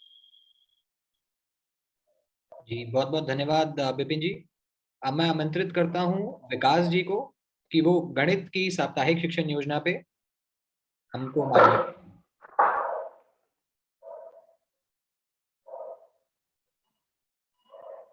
सभी साथियों को नमस्कार। मेरी आवाज आपको सही स्पष्ट आ रही है? जी विकास जी। तो अभी विपिन भाई ने जैसे सारगर्भित रूप से भाषा में आप सभी को साप्ताहिक शिक्षण योजना पर बताया, तो अब हम गणित की शिक्षण योजना पर मैं आपको आगे लेकर चलता हूँ। जिस छलांग की बात हमारे महानिदेशक महोदय कर रहे थे कि सभी बच्चों को एक छलांग लगानी है, तो वो हमारी साप्ताहिक योजना है उसी छलांग लगाने के लिए है, उन लक्ष्य प्राप्ति करने के लिए। तो ये छलांग लगेगी कैसे, हम उसमें बच्चों की कैसे मदद कर रहे होंगे, उसके लिए हमें 2 काम करने होंगे। एक तो हमें अपनी कक्ष की शिक्षण प्रक्रियाओं को प्रभावी बनाना होगा, और उस प्रभावी बनाने के लिए कोई भी काम प्रभावी कब बनता है, जब हम उसको प्लानिंग से करते हैं, योजनाबद्ध तरीके से करते हैं। उसके लिए आधारशिला कार्यान्वयन संदर्शिका कक्षा 1, 2, 3 के लिए और कार्य पुस्तिकाएं सभी बच्चों के लिए दी जा रही है।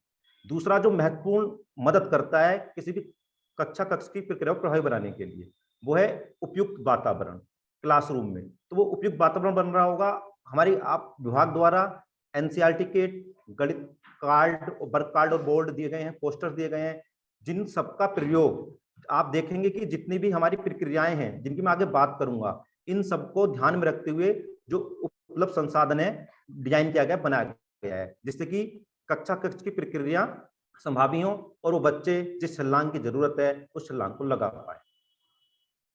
तो आप देखेंगे इसके लिए पूरे जो 22 सप्ताह गणित में, उसको इस तरह से विभाजित किया गया है कि 10 सप्ताह तक शिक्षण कार्य कर रहे होंगे हम, फिर 10 सप्ताह तक जो शिक्षण कार्य कर लिया उसको एक बार ठहर कर शाब्दिक आकलन करेंगे 11वें सप्ताह में। अगले 12 से 21 सप्ताह में हम दोबारा शिक्षण कार्य करेंगे और 22 सप्ताह में उसका शाब्दिक आकलन कर रहे होंगे।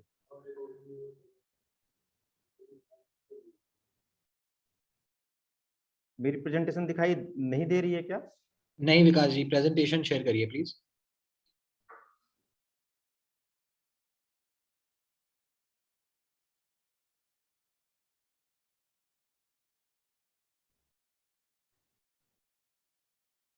Is it visible now? जी, प्रेजेंटेशन मोड में चले जाइए प्लीज। जी बिल्कुल, कंटिन्यू करिए।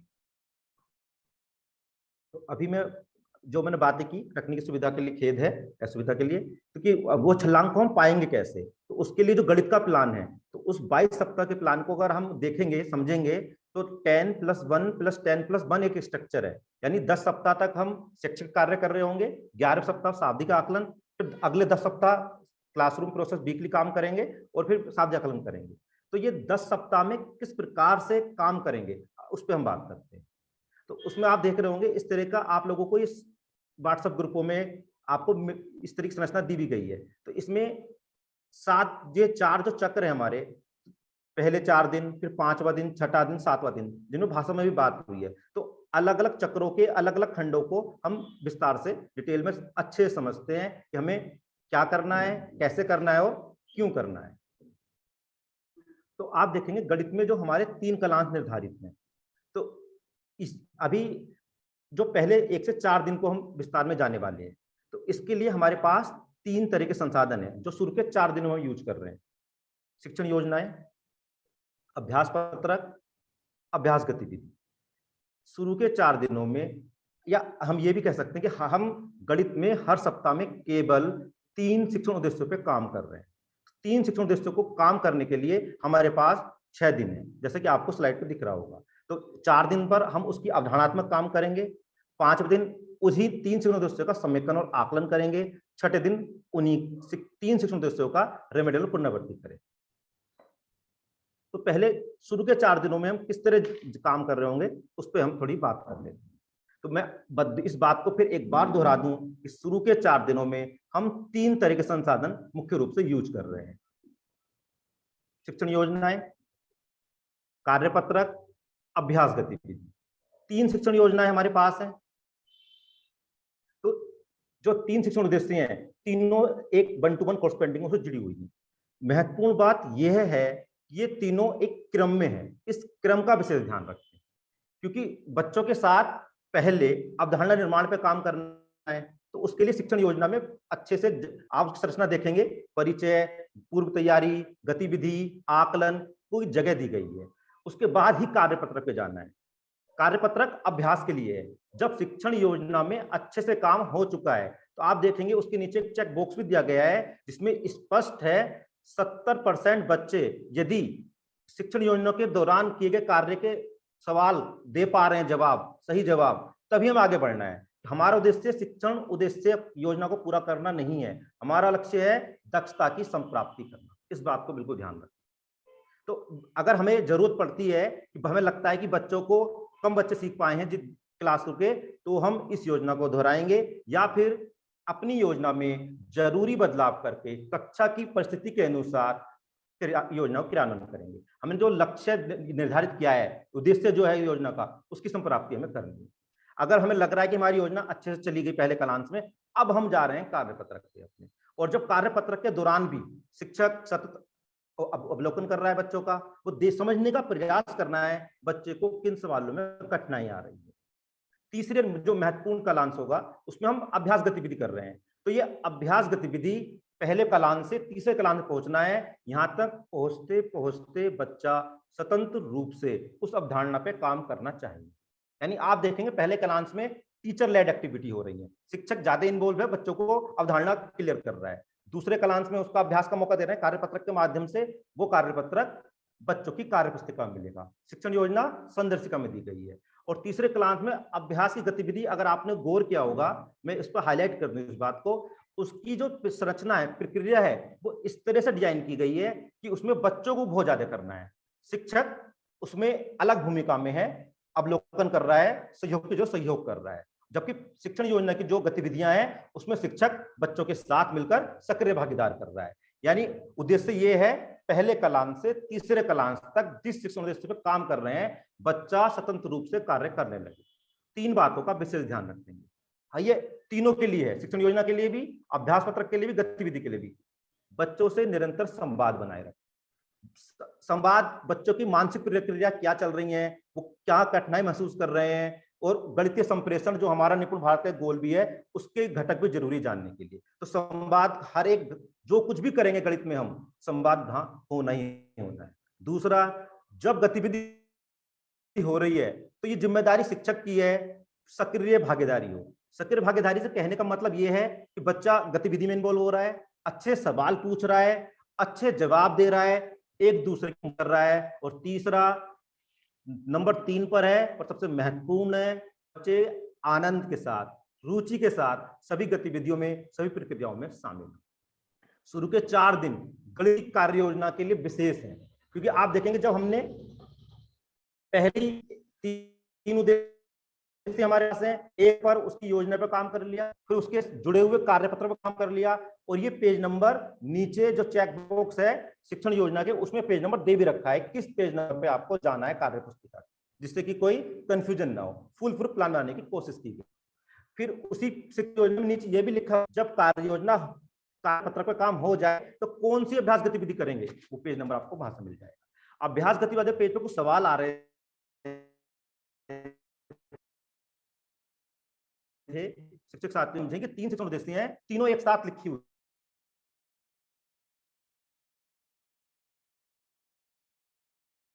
हुई है। और आप जब एक शिक्षण उद्देश्य पर काम कर रहे हैं, दूसरी पे काम कराएंगे, फिर उससे जुड़ा हुआ कार्यपत्र कराएंगे, फिर उससे जुड़ी अभ्यास गतिविधि कराएंगे, फिर तीसरी शिक्षण योजना पर काम करना है, तीसरा कार्यपत्र पर काम करना है, तीसरी गतिविधि पर काम करना है। यानी 9 करने हैं, और टाइम दिया गया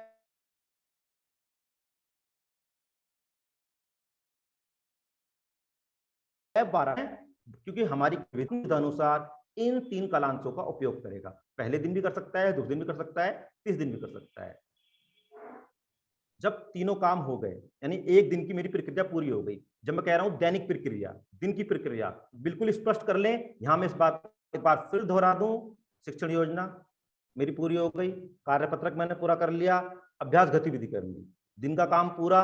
अब उसके लिए ट्रैकर है, क्योंकि जो भी काम मैं करता हूं उसको दर्ज करना उतना ही महत्वपूर्ण है जितना कि उस काम को करना मेरे लिए महत्वपूर्ण है, और हमारा जो पूरा सिस्टम है उसके लिए महत्वपूर्ण है, जिससे कि जो हमारा बच्चों की जो छलांग है ना, उस छलांग में हम मदद कर पाएंगे बेहतर तरीके से। तो इस ट्रैकर में हम क्या कर रहे होंगे, जिस सप्ताह को शुरू करेंगे, जैसे सप्ताह 1 लिखा है, वहां पे डेट डालेंगे जिस दिन मैंने शुरू किया है, और एक दिन मेरा पूरा हो गया, एक दिन मतलब पूरी प्रक्रिया, तीनों प्रक्रियाएं, तब मैं टिक कर दूंगा, पहला टिक। फिर दूसरे दिन की तीनों प्रक्रियाएं, तीसरे दिन में भी तीनों प्रक्रियाएं, और चौथा दिन इन तीनों प्रक्रियाओं के लिए जो आवश्यक जरूरी समय लगना है वो हम करते हुए पूरा कर रहे हैं। यहाँ कुछ सवाल आ रहे थे, उन सवालों को मैं यहाँ लेना चाहता हूँ कि जैसे अभी कल रक्षाबंधन, कल या परसों जैसे आने वाला है जल्द में, 15 अगस्त आएगा, या अभी मुहर्रम आया, तो स्कूल में छुट्टी हो जाती है। अब ये कैसे दिन हम टिक लगा रहे होंगे, तो यहाँ पे जो हमारी शिक्षण योजना है बिल्कुल क्लियर रख समझे इस बात को, जिस दिन तीनों प्रक्रियाएं पूरी कर रहे होंगे जब हम, तभी टिक लगाना है। अगर नहीं हो पाई, स्कूल बंद है, तो जब स्कूल खुलेगा, जब प्रक्रिया पूरी करेंगे, तब वो टिक आएगा। तो आप देखेंगे हर सप्ताह में शुरुआत में एक डेट दे रखी है भरने के लिए, और एक आखिर में डेट दे रखी है, तो जब भी पूरा होगा तब हम उसे भरेंगे। तो ये लगातार मंडे टू सैटरडे ना समझें इसको, कार्य जिस तरह से जा रहा है उस तरह लेना है। दूसरा एक सवाल ये आ रहा था कि बच्चे जब अनियमित हो जाएं, अभी जो बात है पूरी क्लास बंद है, छुट्टी हो रही है, तो मैंने उसका जवाब दिया, तब हम क्या कर रहे होंगे। पर अगर बच्चे, 1-2 बच्चे गैर हाजिर हो जाते हैं, तो अगर 1-2 दिन की बात हो तो छलांग लगाने में मदद कर सकते हैं, पर ज्यादा अगर गैप हो जाता है तो बहुत दुविधा हो जाती है, अलग तरह से कार्य करने की जरूरत होती है। तो हमारे पास जो विशेष टूल है, अभी हम उस पर बात करेंगे 5 व 6 दिन में, हम समेकन गतिविधि और रेमेडियल गतिविधि, उस टूल का यूज करते हुए, यानी हम जो बच्चा छूट गया है उसको एक नए तरीके से काम करने की जरूरत होगी। पूरी शिक्षण योजना पर जाके हम उसे समेकन गतिविधि और रेमेडियल गतिविधि के माध्यम से पुनः जोड़ रहे होंगे। अभी आप उसको बात करते हैं कैसे। तो अभी हमने 4 दिनों को समझा कि 4 दिनों में हम किस प्रकार से काम कर रहे हो। 5वां दिन जो ये हमने 4 दिन में काम किया है, यानी 3 शिक्षण उद्देश्यों पर काम किया है हमने, शिक्षण योजना के माध्यम से, कार्यपत्रक के माध्यम से, गतिविधि के माध्यम से। अभी अलग अलग शिक्षण योजना थी, एक यूनिक के लिए, एक शिक्षण उद्देश्य के लिए, कार्यपत्रक भी उस पर डिपेंड था, और जो अभ्यास गतिविधि उस पर डिपेंड थी। अब हम समेकन कर रहे हैं, यानी तीनों को एक साथ मिलाकर एक गतिविधि डिजाइन की गई है जिसको मैं बोल रहा हूँ समेकन गतिविधि, जिसको हम पहले क्लास में बच्चों के साथ कर रहे हैं। जब हमने पूरा सप्ताह में 3 उद्देश्यों पे काम कर लिया, समेकन कर लिया, उसका आकलन भी हम इसी दिन 5 दिन करने वाले हैं तीसरे क्लास में। बीच वाले क्लास को आप देख रहे होंगे रिक्त दिखाई दे रहा है, तो रिक्त नहीं, इसका मतलब यह है कि समेकन की जरूरत या आकलन में जहां इसकी जरूरत पड़ रही है कक्षा के अनुसार वहां इसका उपयोग कर लेंगे। जैसा कि मैं कह रहा था कुछ बच्चे छूट जाते हैं, तो ये जो समेकन गतिविधि है इसमें तीनों शिक्षण उद्देश्य पर गतिविधि दे रखी है। आप देख रहे होंगे 3 चरण इसमें दिखाई दे रहे हैं स्लाइड पे पहले में। तो तीनों जो उद्देश्य को एड्रेस किया गया इसके अंदर, तो क्योंकि जो बच्चे छूट गए उनकी एक विशेष योजना होती है, तो यहाँ से उन्हें हम जोड़ सकते हैं समेकन गतिविधि को काम करके। जब समेकन गतिविधि कर लेंगे बच्चे, अब उसका मैंने सीख लिया मतलब आकलन कर रहे हैं। ये आकलन कार्यपत्रक तीनों शिक्षण उद्देश्य के सवालों पर है। यहाँ ध्यान दिलाना चाहता हूं सबका कि इस पर जब हम आकलन कर लेंगे, ट्रैकर में जब जाएंगे, हर सवाल में, मैं रिपीट कर रहा हूं, हर सवाल पूरे का 50% नहीं देखना है, हर सवाल में 50%, जितने बच्चे को रेस्पॉन्स करने हैं, सपोज बच्चे को 6 रेस्पॉन्स करने हैं, तो 3 अगर उसने ठीक किए हैं तो 50% या उससे ऊपर जा रहा है। अगर मान लो कहीं कहीं ऐसा हो जाता है कि 5 सवाल रेस्पॉन्स की जगह 5 हैं, किसी कार्यपत्रक में इस तरह की सवाल आ रहे हैं कि वहां क्या करेंगे, तो हम जटिल ना बनाए प्रक्रिया को। हमारा उद्देश्य है दक्षता की संप्राप्ति करना। तो अगर वो 5 में से 3 कर रहा है तो वो आगे बढ़ेगा, नहीं तो उसे मदद की जरूरत है। अगर 2 ही सवाल कर पा रहा है 5 में से, तो इतना सरल रखना है इस प्रक्रिया को। साप्ताहिक आकलन करने के बाद मैंने सीख लिया, बच्चे का नाम ट्रैकर में लिखा जाएगा और आकलन करने के बाद बच्चे 2 समूह में बढ़ जाएंगे। एक समूह जिसे मदद की आवश्यकता है और काम किया जाना चाहिए, दूसरा समूह जो हम दक्षता प्राप्त करवाना चाह रहे थे उसमें बच्चे अच्छा कर रहे हैं। जो अच्छा कर रहे हैं उनके लिए अभ्यास की व्यवस्था है, और जो बच्चों को मदद की जरूरत है उनके छठे दिन हम मदद कर रहे होंगे। तो ये कैसे पता चलेगा हमें, इसको कहीं दर्ज होना पड़ेगा ना, तो यही दर्ज करने के लिए साप्ताहिक आकलन है, जहां बच्चे का नाम और इस सप्ताह में वो किस ग्रेड पे है, ए में है या बी में है। ए में मतलब विशेष ध्यान देना है, मदद करनी है बच्चे की, बी में मतलब बच्चे को अभ्यास कराना है। फिर वार्षिक ट्रैकर दैनिक डेली भरना है इसे, तो हमने पहले 4 दिन भी भरा था।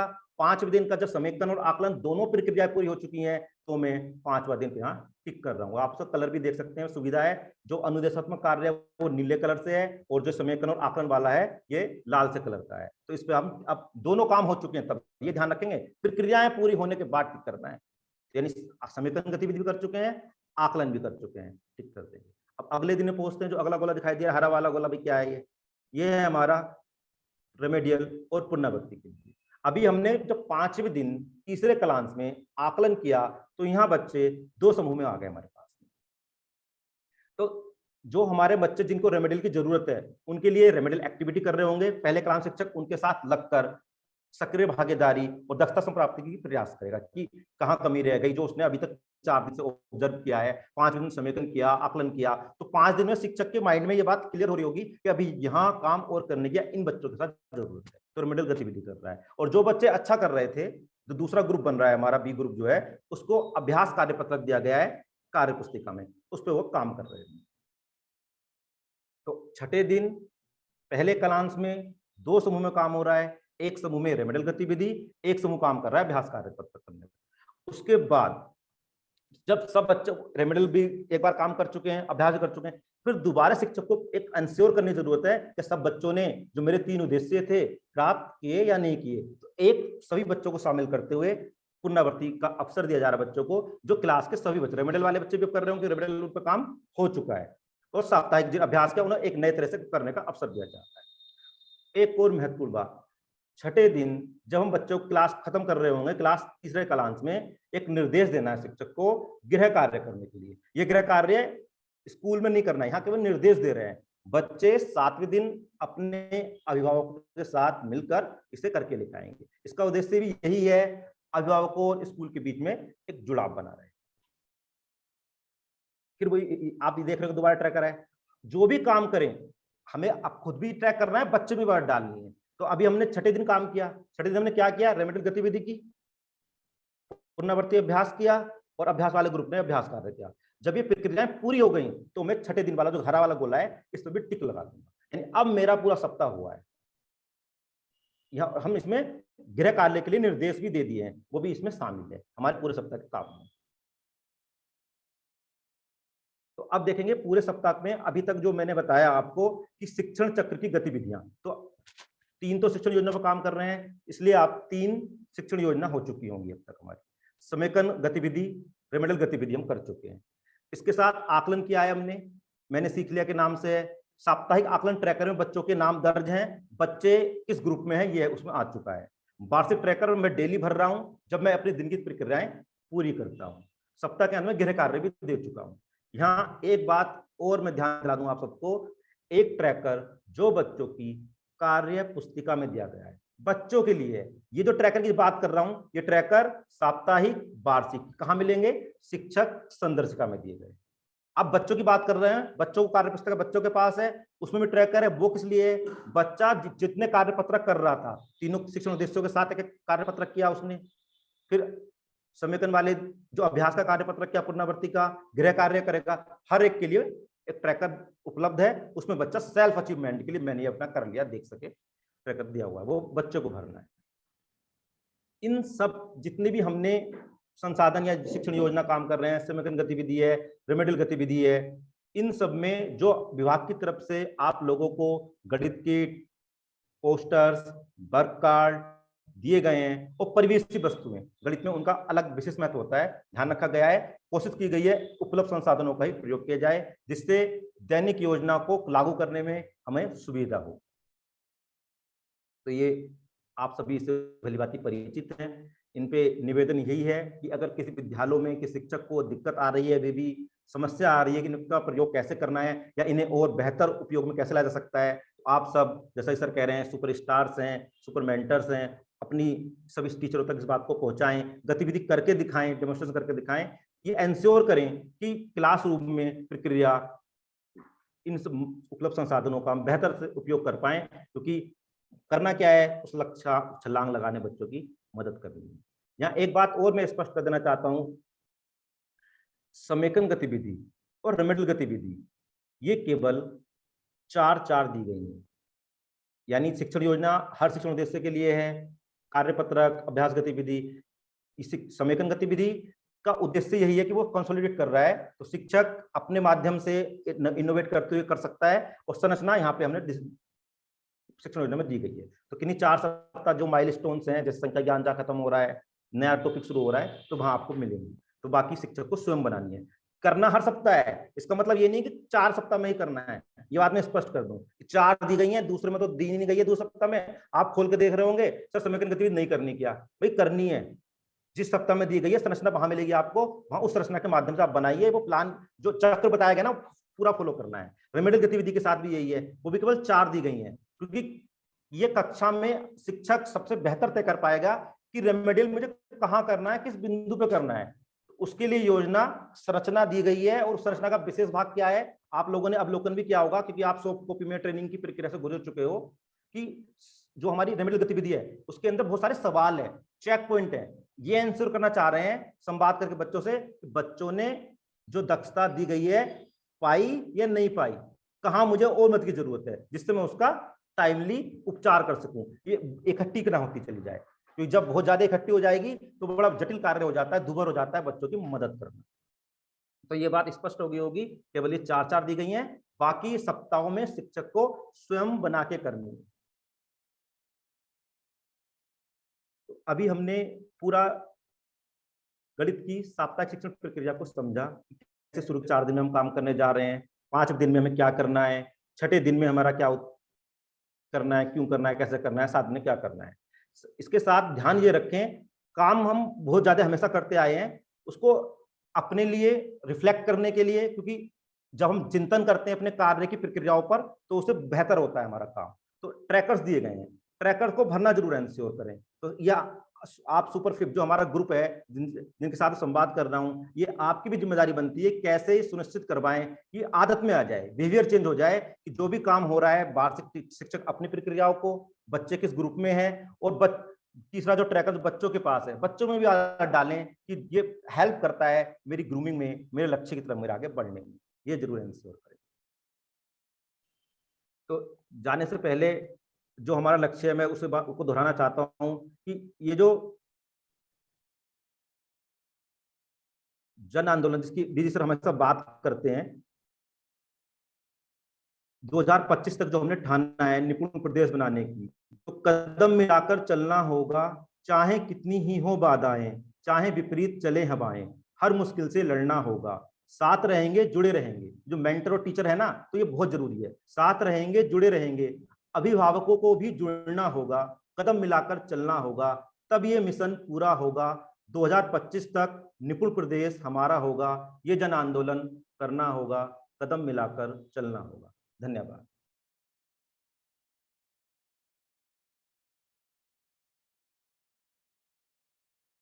चलिए, बहुत बहुत धन्यवाद विकास जी और विपिन जी।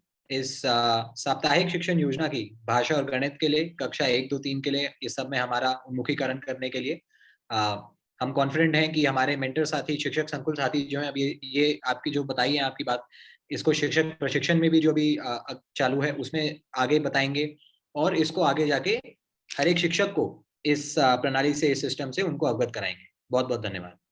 अब मैं आगे बढ़ता हूँ। आगे का जो हमारे सत्र है वो हमारे मेंटर्स के लिए, जो मेंटर्स के पास जो एक टूल रहते हैं, पहला है जो हमारी प्रेरणा गुणवत्ता ऐप है एक वो, और दूसरी चीज जो हमारी वो है निपुण लक्ष्य ऐप।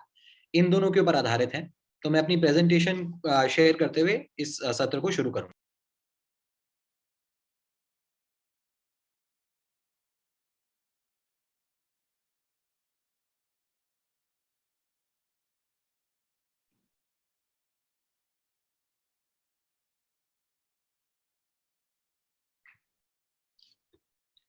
जी, शुरू करने से पहले अपना एक छोटा सा परिचय देना चाहूंगा। मैं राघव कट्याल हूँ।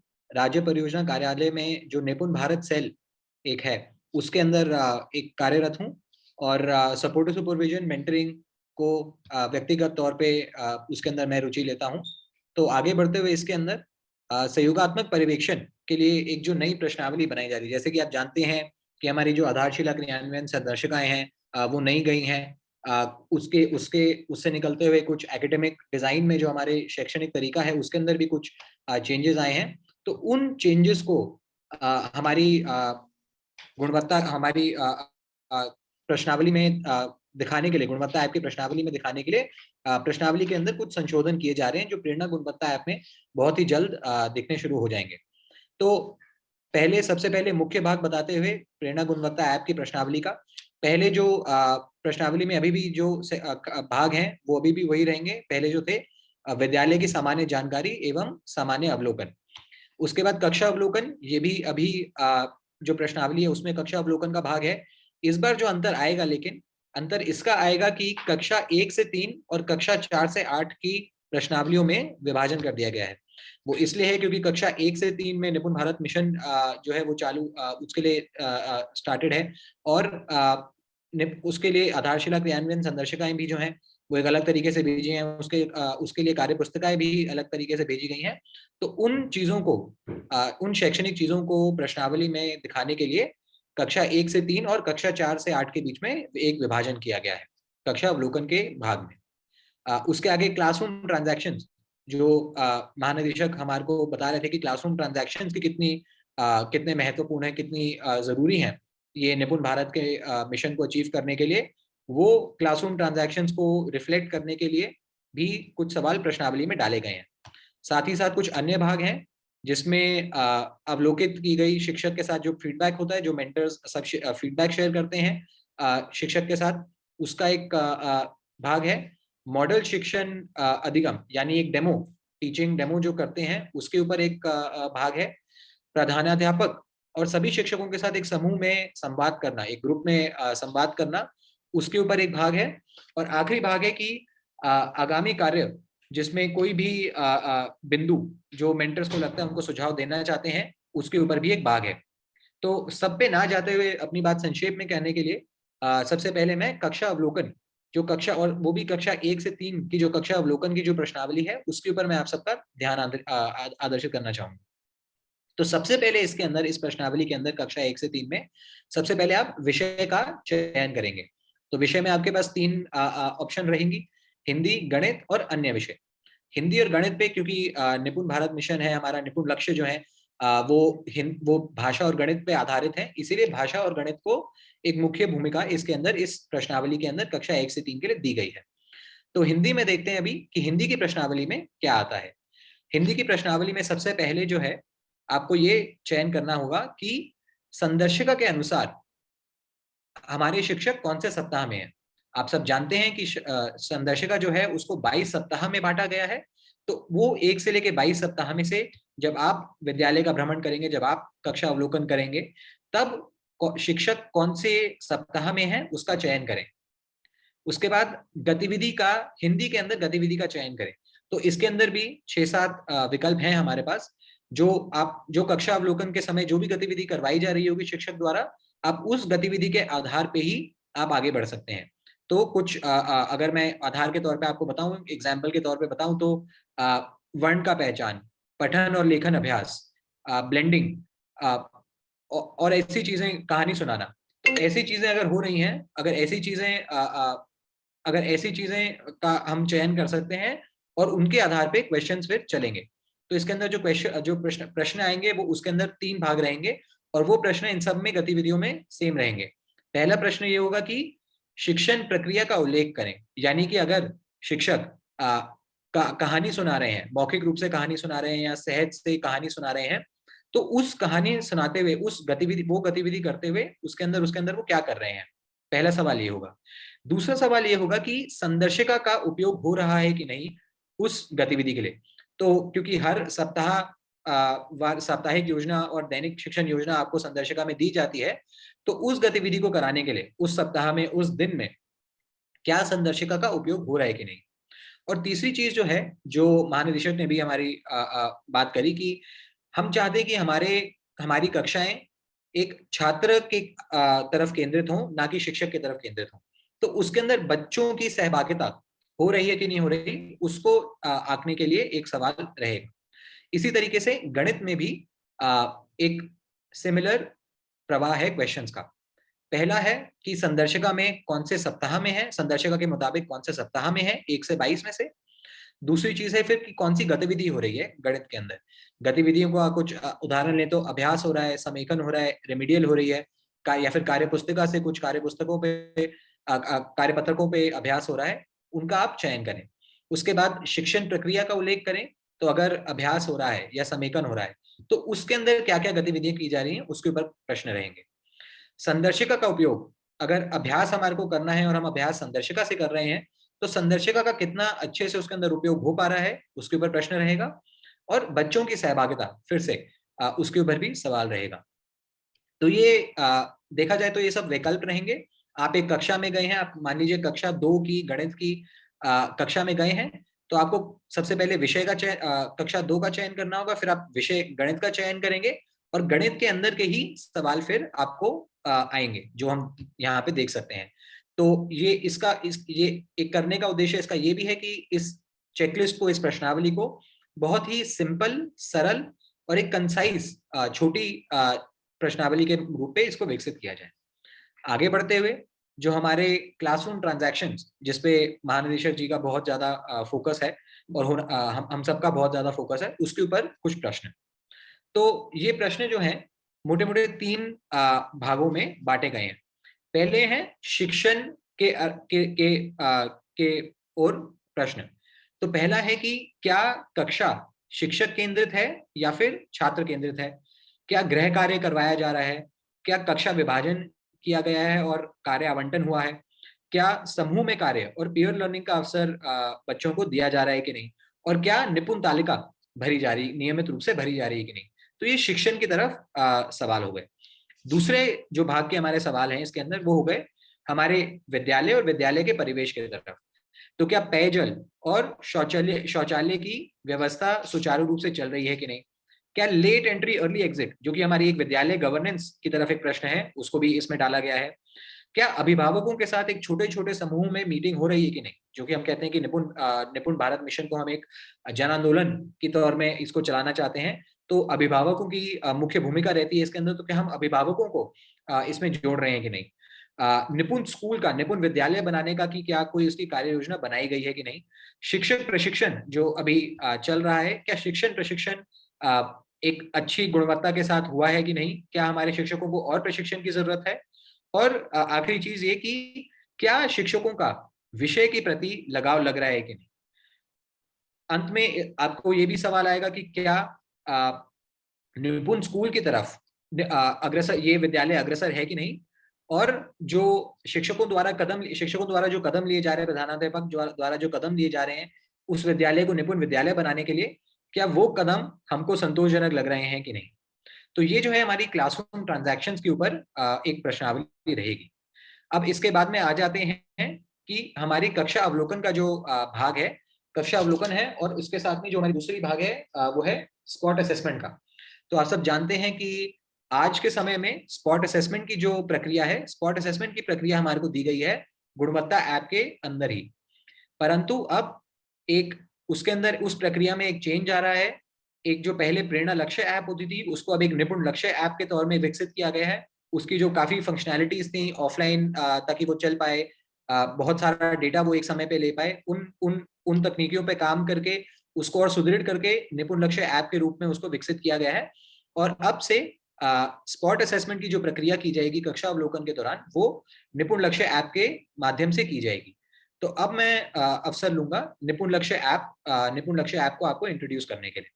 तो मैं अपना स्क्रीन शेयर करूंगा और आपको एक छोटा सा डेमो दूंगा कि निपुण लक्ष्य ऐप को हम इस्तेमाल कैसे कर सकते हैं।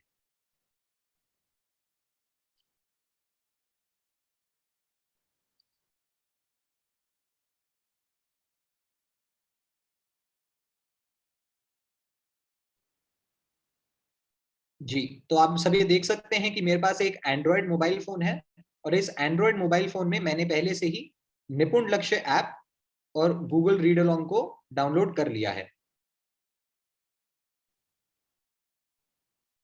जी, तो सबसे पहले मैं निपुण लक्ष्य ऐप को खोलना चाहूंगा। इसके अंदर जो भी परमिशन इसको देनी है मैं वो दूंगा।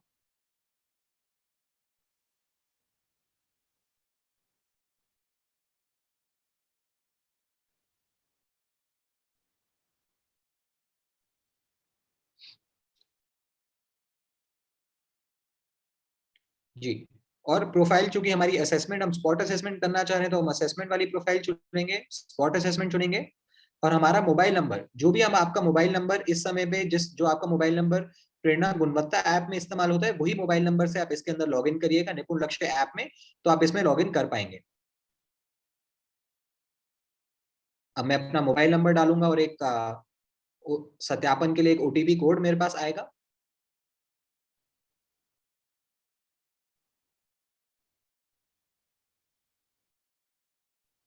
तो ये 7189 हमारे पास ये ओटीपी कोड आ चुका है और ये सत्यापन कर चुका है। अब एक छोटा सा पिन बनाएंगे।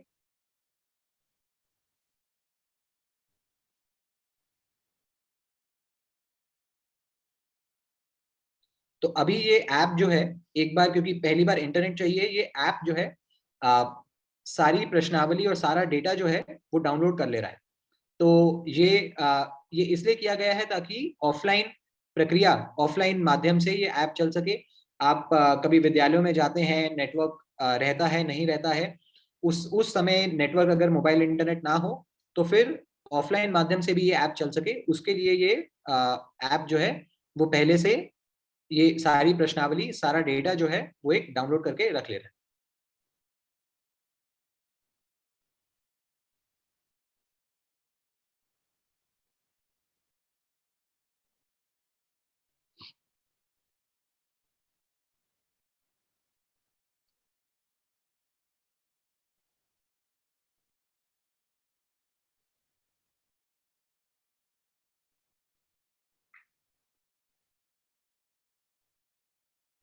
लगता है इंटरनेट की स्पीड स्लो होने के कारण इसको डाउनलोड होने में कुछ ज्यादा समय लग रहा है, तो मैं इस प्रक्रिया को एक बार फिर से चलाऊंगा।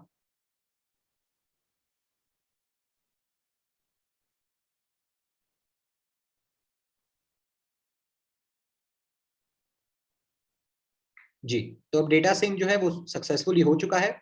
आप यहाँ पे देख सकते हैं कि मेरा नाम, हमारी डेजिग्नेशन, हमारा डिस्ट्रिक्ट और ब्लॉक यहाँ पे दिखाई दे रहा है। और स्पॉट असेसमेंट शुरू करने की प्रक्रिया जो है बहुत ही सरल, बहुत ही आसान है। तो सबसे पहले आप कक्षा में बच्चों का चयन करें, वो बच्चे जो इसके अंदर जिनका स्पॉट असेसमेंट आप करेंगे। तो फिर आप न्यू असेसमेंट में जाइए, आप जो विद्यालय है आप उस विद्यालय का नाम चुनिए। तो जैसे अगर मैं इस विद्यालय में हूँ तो मैंने इस विद्यालय का चयन किया। फिर हम कौन सी कक्षा में हैं उसका चयन करेंगे और कौन से सब्जेक्ट का, कौन से विषय का हम स्पॉट असेसमेंट करना चाह रहे हैं हम उसका चयन करेंगे और आगे बढ़ेंगे। साथ ही में हम ये भी देखेंगे कि हम कितने, ये डालेंगे कि कितने बच्चे हम कितने बच्चों का हम स्पॉट असेसमेंट कर रहे हैं। इसमें हम कम से कम 3 और अधिकतम 5 बच्चों का हम एक बार में स्पॉट असेसमेंट हम कर सकते हैं। यहाँ पे आप देख सकते हैं कि जो हमारी दक्षताएं जो दिखा रही हैं, ये दक्षताएं वो दक्षताएं दिख रही हैं जो हमारी 22 सप्ताह की संदर्शिका में भी दी गई हैं और जो हमारे निपुण लक्ष्य हैं वो भी दिए गए हैं। नंबर 3 और नंबर 4 पे हमारे निपुण लक्ष्य भी दिया गया है। तो अगर मैं निपुण लक्ष्य को देखूं, अनुच्छेद के 60 शब्द प्रति मिनट की प्रवाह से पढ़ लेते हैं और इसका अगर मैं स्पॉट असेसमेंट चालू करूं तो क्योंकि आप जानते हैं कि ये मौखिक भाषा की हम स्पॉट असेसमेंट करना चाह रहे हैं, तो उसको हम गूगल रीड अलोंग ऐप के माध्यम से करेंगे। आप सब गूगल रीड अलोंग ऐप के बारे में पहले से जानते हैं। ये एक ऐसा ऐप है जिसके अंदर हम ओरल रीडिंग फ्रीक्वेंसी, बच्चा एक कितने शब्द कितनी प्रवाह से पढ़ लेता है 1 मिनट में, उससे हम उसका गूगल रीड अलोंग ऐप से हम उसका आकलन कर सकते हैं। तो हम अभी शुरू करते हैं। हमने स्टार्ट किया तो ये एकदम से गूगल रीड अलोंग ऐप में चला गया है जी। तो अभी ये मेरे को एक एरर मैसेज दिखा रहा है कि गूगल रीड अलोंग ऐप में पार्टनर कोड नहीं डाला गया है। और ये बात आपको बतानी है कि पार्टनर कोड जो है, अब मैं गूगल रीड अलोंग ऐप में गया हूँ, पार्टनर कोड ये सुनिश्चित करता है, एक खेल या एक कहानी चुनो या पार्टनर कोड ये सुनिश्चित करता है कि हम अपनी जो हमारे यूपी में अलग से स्पॉट असेसमेंट की जो पूरी प्रणाली बनाई गई है उसी के सवाल इसके अंदर आए। तो अगर मैं यहाँ पे जाऊँ गूगल रीड अलोंग ऐप में तो पार्टनर कोड का यहाँ पे एक ऑप्शन आ रहा है, मैं इस पार्टनर कोड में जुड़ा हूँ और फिर यूपी प्रेरणा जो हमारा पार्टनर कोड है मैं वो यहाँ पे डाल रहा हूँ। तो आप देख सकते हैं कि प्रेरणा लक्ष्य ऐप इसने पकड़ लिया है, हमने रजिस्टर भी कर दिया है। अब वापस जाते हुए, अब अगर मैं वापस जाऊंगा स्पॉट असेसमेंट में, हमारे निपुण लक्ष्य ऐप में स्पॉट असेसमेंट को शुरू करने के लिए, तो अब ये गूगल रीड अलोंग के साथ ऑटोमेटिकली खुल जाएगा।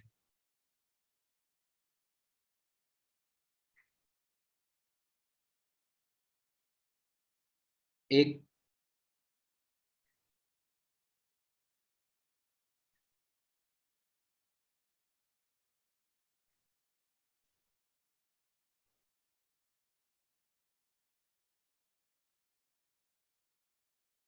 जी, अब क्योंकि ये लगता है कि ऐप को इसके साथ जोड़ने में कुछ त्रुटि हो रही है, एक बार मैं फिर से गूगल रीड अलोंग ऐप को मैंने बंद करके, निपुण लक्ष्य ऐप को मैं बंद करके फिर से कोशिश करूंगा।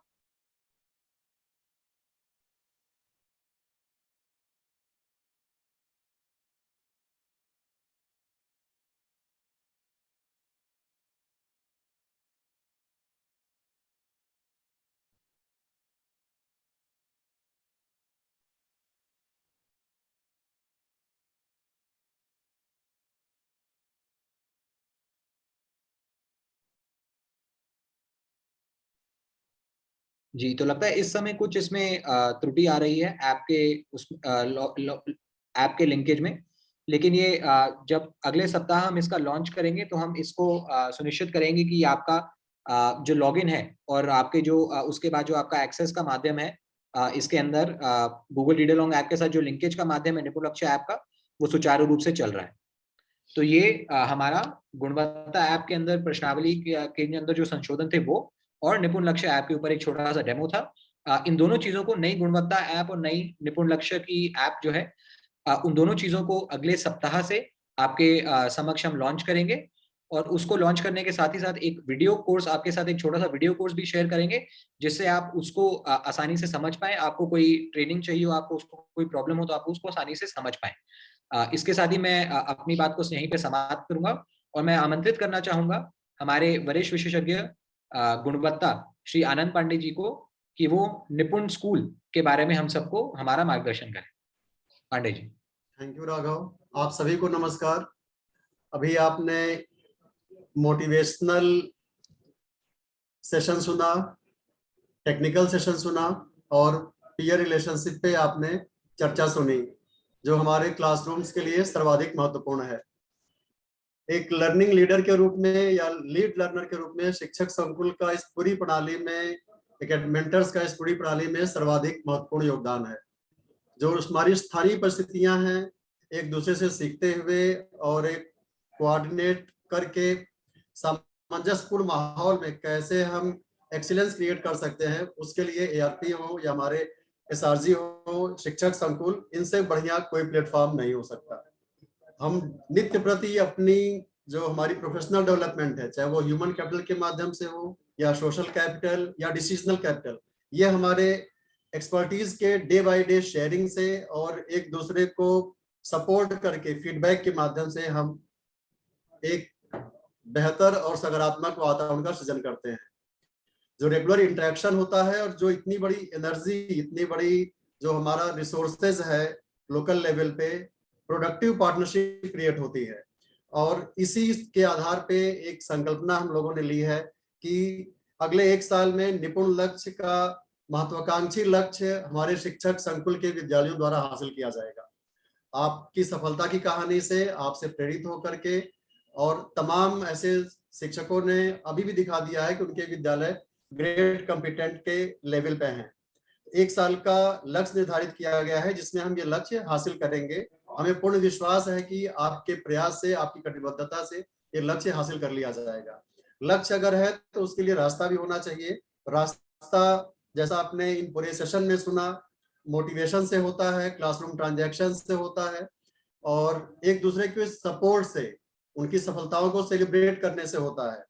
और ये जो एनर्जी क्रिएट होती है, इससे एक जो पॉजिटिव माहौल बनता है, उसके माध्यम से लक्ष्य हासिल होता है। क्लासरूम ट्रांजैक्शन सबसे बड़ा आधार है हमारा। इसमें जो आपने मुख्य 2 सेशन अभी सुने, भाषा और गणित पे, आधारशिला क्रियान्वयन संदर्शिका इस वर्ष हमारे ट्रांजैक्शंस के लिए सबसे बड़ा हथियार है, सबसे बड़ा टूल है।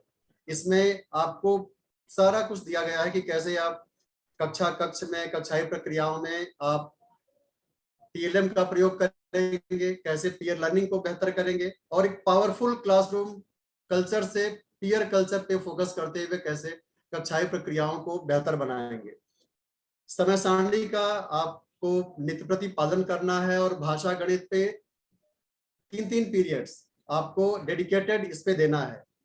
इसी के साथ साथ रीडिंग को फोकस करते हुए आपको जो हमारी लाइब्रेरी की बुक्स एनसीईआरटी एनपीटी की उपलब्ध कराई गई हैं, उस रीडिंग को फोकस करना है। दीक्षा के माध्यम से, रीड अलोंग ऐप के माध्यम से आपको लर्निंग एट होम का वातावरण क्रिएट करना है। एसएमसी की बैठकें से, अभिभावकों से निरंतर संपर्क करके बच्चे कैसे आगे बढ़ रहे हैं, उनकी प्रोग्रेस को ट्रैक करने के लिए आपको क्लासरूम्स में फॉर्मेटिव असेसमेंट करना होगा। आप इसको कर सकते हैं निपुण लक्ष्य ऐप के माध्यम से भी, और साथ में ही निपुण तालिका एक हमारा सबसे अच्छा टूल है जो क्लासरूम्स में पहले भी मिशन प्रेरणा के समय प्रेरणा तालिका के रूप में उपलब्ध कराई गई थी। अतिशीघ्र प्रिंट करा के स्टेट लेवल से आपको उपलब्ध कराई जाएगी। तो ये हमारे मेजरिंग टूल्स हैं जिससे आप मेजर कर सकते हैं बच्चों का लर्निंग लेवल किस लेवल पे है। सपोर्ट करने के लिए क्लासरूम सपोर्ट में हमारा मेंटरिंग कैडर है, उससे आप फीडबैक लीजिए, एक दूसरे को सपोर्ट करिए। और साथ में ही जब आपको यह विश्वास हो जाए कि आपने ये जो दक्षताएं बच्चों में होनी चाहिए, तो दक्षताएं बच्चे हासिल कर लिए हैं, तो आप निपुण लक्ष्य ऐप से भी उन्हें मेजर कर सकते हैं। और जब आप खुद ही नॉमिनेट करेंगे कि हाँ, हमने ये लक्ष्य, इस विद्यालय का, इस बच्चे का ग्रेड कॉम्पिटेंसी का जो लक्ष्य है, जो निपुण लक्ष्य दक्षताएं हैं, वो हमने अचीव कर ली है, तो डीएलएड बच्चों के, डीएलएड प्रशिक्षुओं के माध्यम से या अन्य जनपदों के आरपीएस के माध्यम से इनका मूल्यांकन किया जाएगा और उन शिक्षक संकुल विद्यालयों को निपुण विद्यालय के रूप में घोषित किया जाएगा। ये सबसे बड़ा नोबल काज है। आपको एक डिपार्टमेंट का टारगेट है, एक चुनौती है, महत्वपूर्ण चुनौती है, आप सफल भी होंगे, हमें पूर्ण विश्वास है।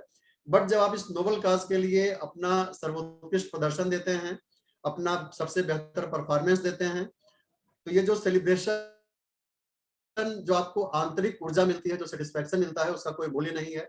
इस नोबल काज के लिए आपको जो आंतरिक ऊर्जा मिलेगी वह बहुमूल्य है, वह अमूल्य है। हम लोग आपको यहाँ से भी पुरस्कृत कराएंगे, स्टेट लेवल पे, डिस्ट्रिक्ट लेवल पे आपकी प्रशंसा होगी, आपके बेस्ट प्रैक्टिसेस का अभिलेखीकरण किया जाएगा।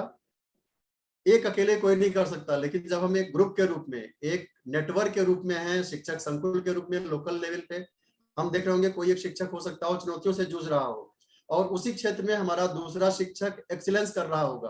तो जब हम सौहार्दपूर्ण और सामंजस्यपूर्ण माहौल में इंटरेक्शन करते हैं, एक दूसरे को आप अपनी प्रैक्टिस शेयर करते हैं और फॉलो करते हैं और निरंतर हम स्व मूल्यांकन करते हैं, आत्म मूल्यांकन करते हैं, तो हम आगे बढ़ते जाते हैं।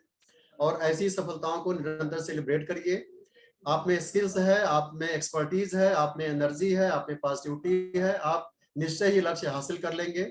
और जो ये नेटवर्क है, पूरा ग्रुप समूह है, इन सब के माध्यम से हम भी आपके साथ जुड़े हुए हैं।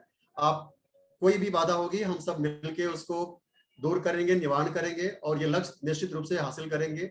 ये चुनौतीपूर्ण लक्ष्य है, लेकिन हमारे जीवन के लिए, बच्चों को अवसर की क्षमता के लिए, बच्चों के भविष्य के लिए, उनके सपनों के लिए इससे अलग कोई पृथक मार्ग नहीं है और कोई दूसरा रास्ता भी नहीं है। आप निश्चय ही लक्ष्य हासिल करेंगे, हम लोग की शुभकामना है।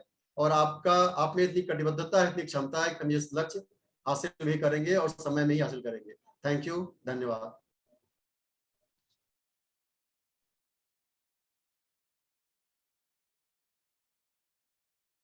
बहुत बहुत धन्यवाद आपका पांडे जी। इसी के साथ मैं आज के YouTube सत्र का समापन घोषित करता हूं। आप सब लोगों ने अपना समय दिया, बहुत बहुत धन्यवाद। इस YouTube वीडियो को मिशन प्रेरणा YouTube चैनल पे अवेलेबल भी हो जाएगी। इसका लिंक भी हम आपके साथ शेयर कर देंगे और इसके अपने शिक्षक संकुल के साथियों के साथ और अपने मेंटर साथियों के साथ जो अभी नहीं जुड़ पाए हैं उनके साथ जरूर शेयर करिए। इस वीडियो का प्रचार प्रसार करिए, इस सत्र का प्रचार प्रसार करिए। बहुत बहुत धन्यवाद।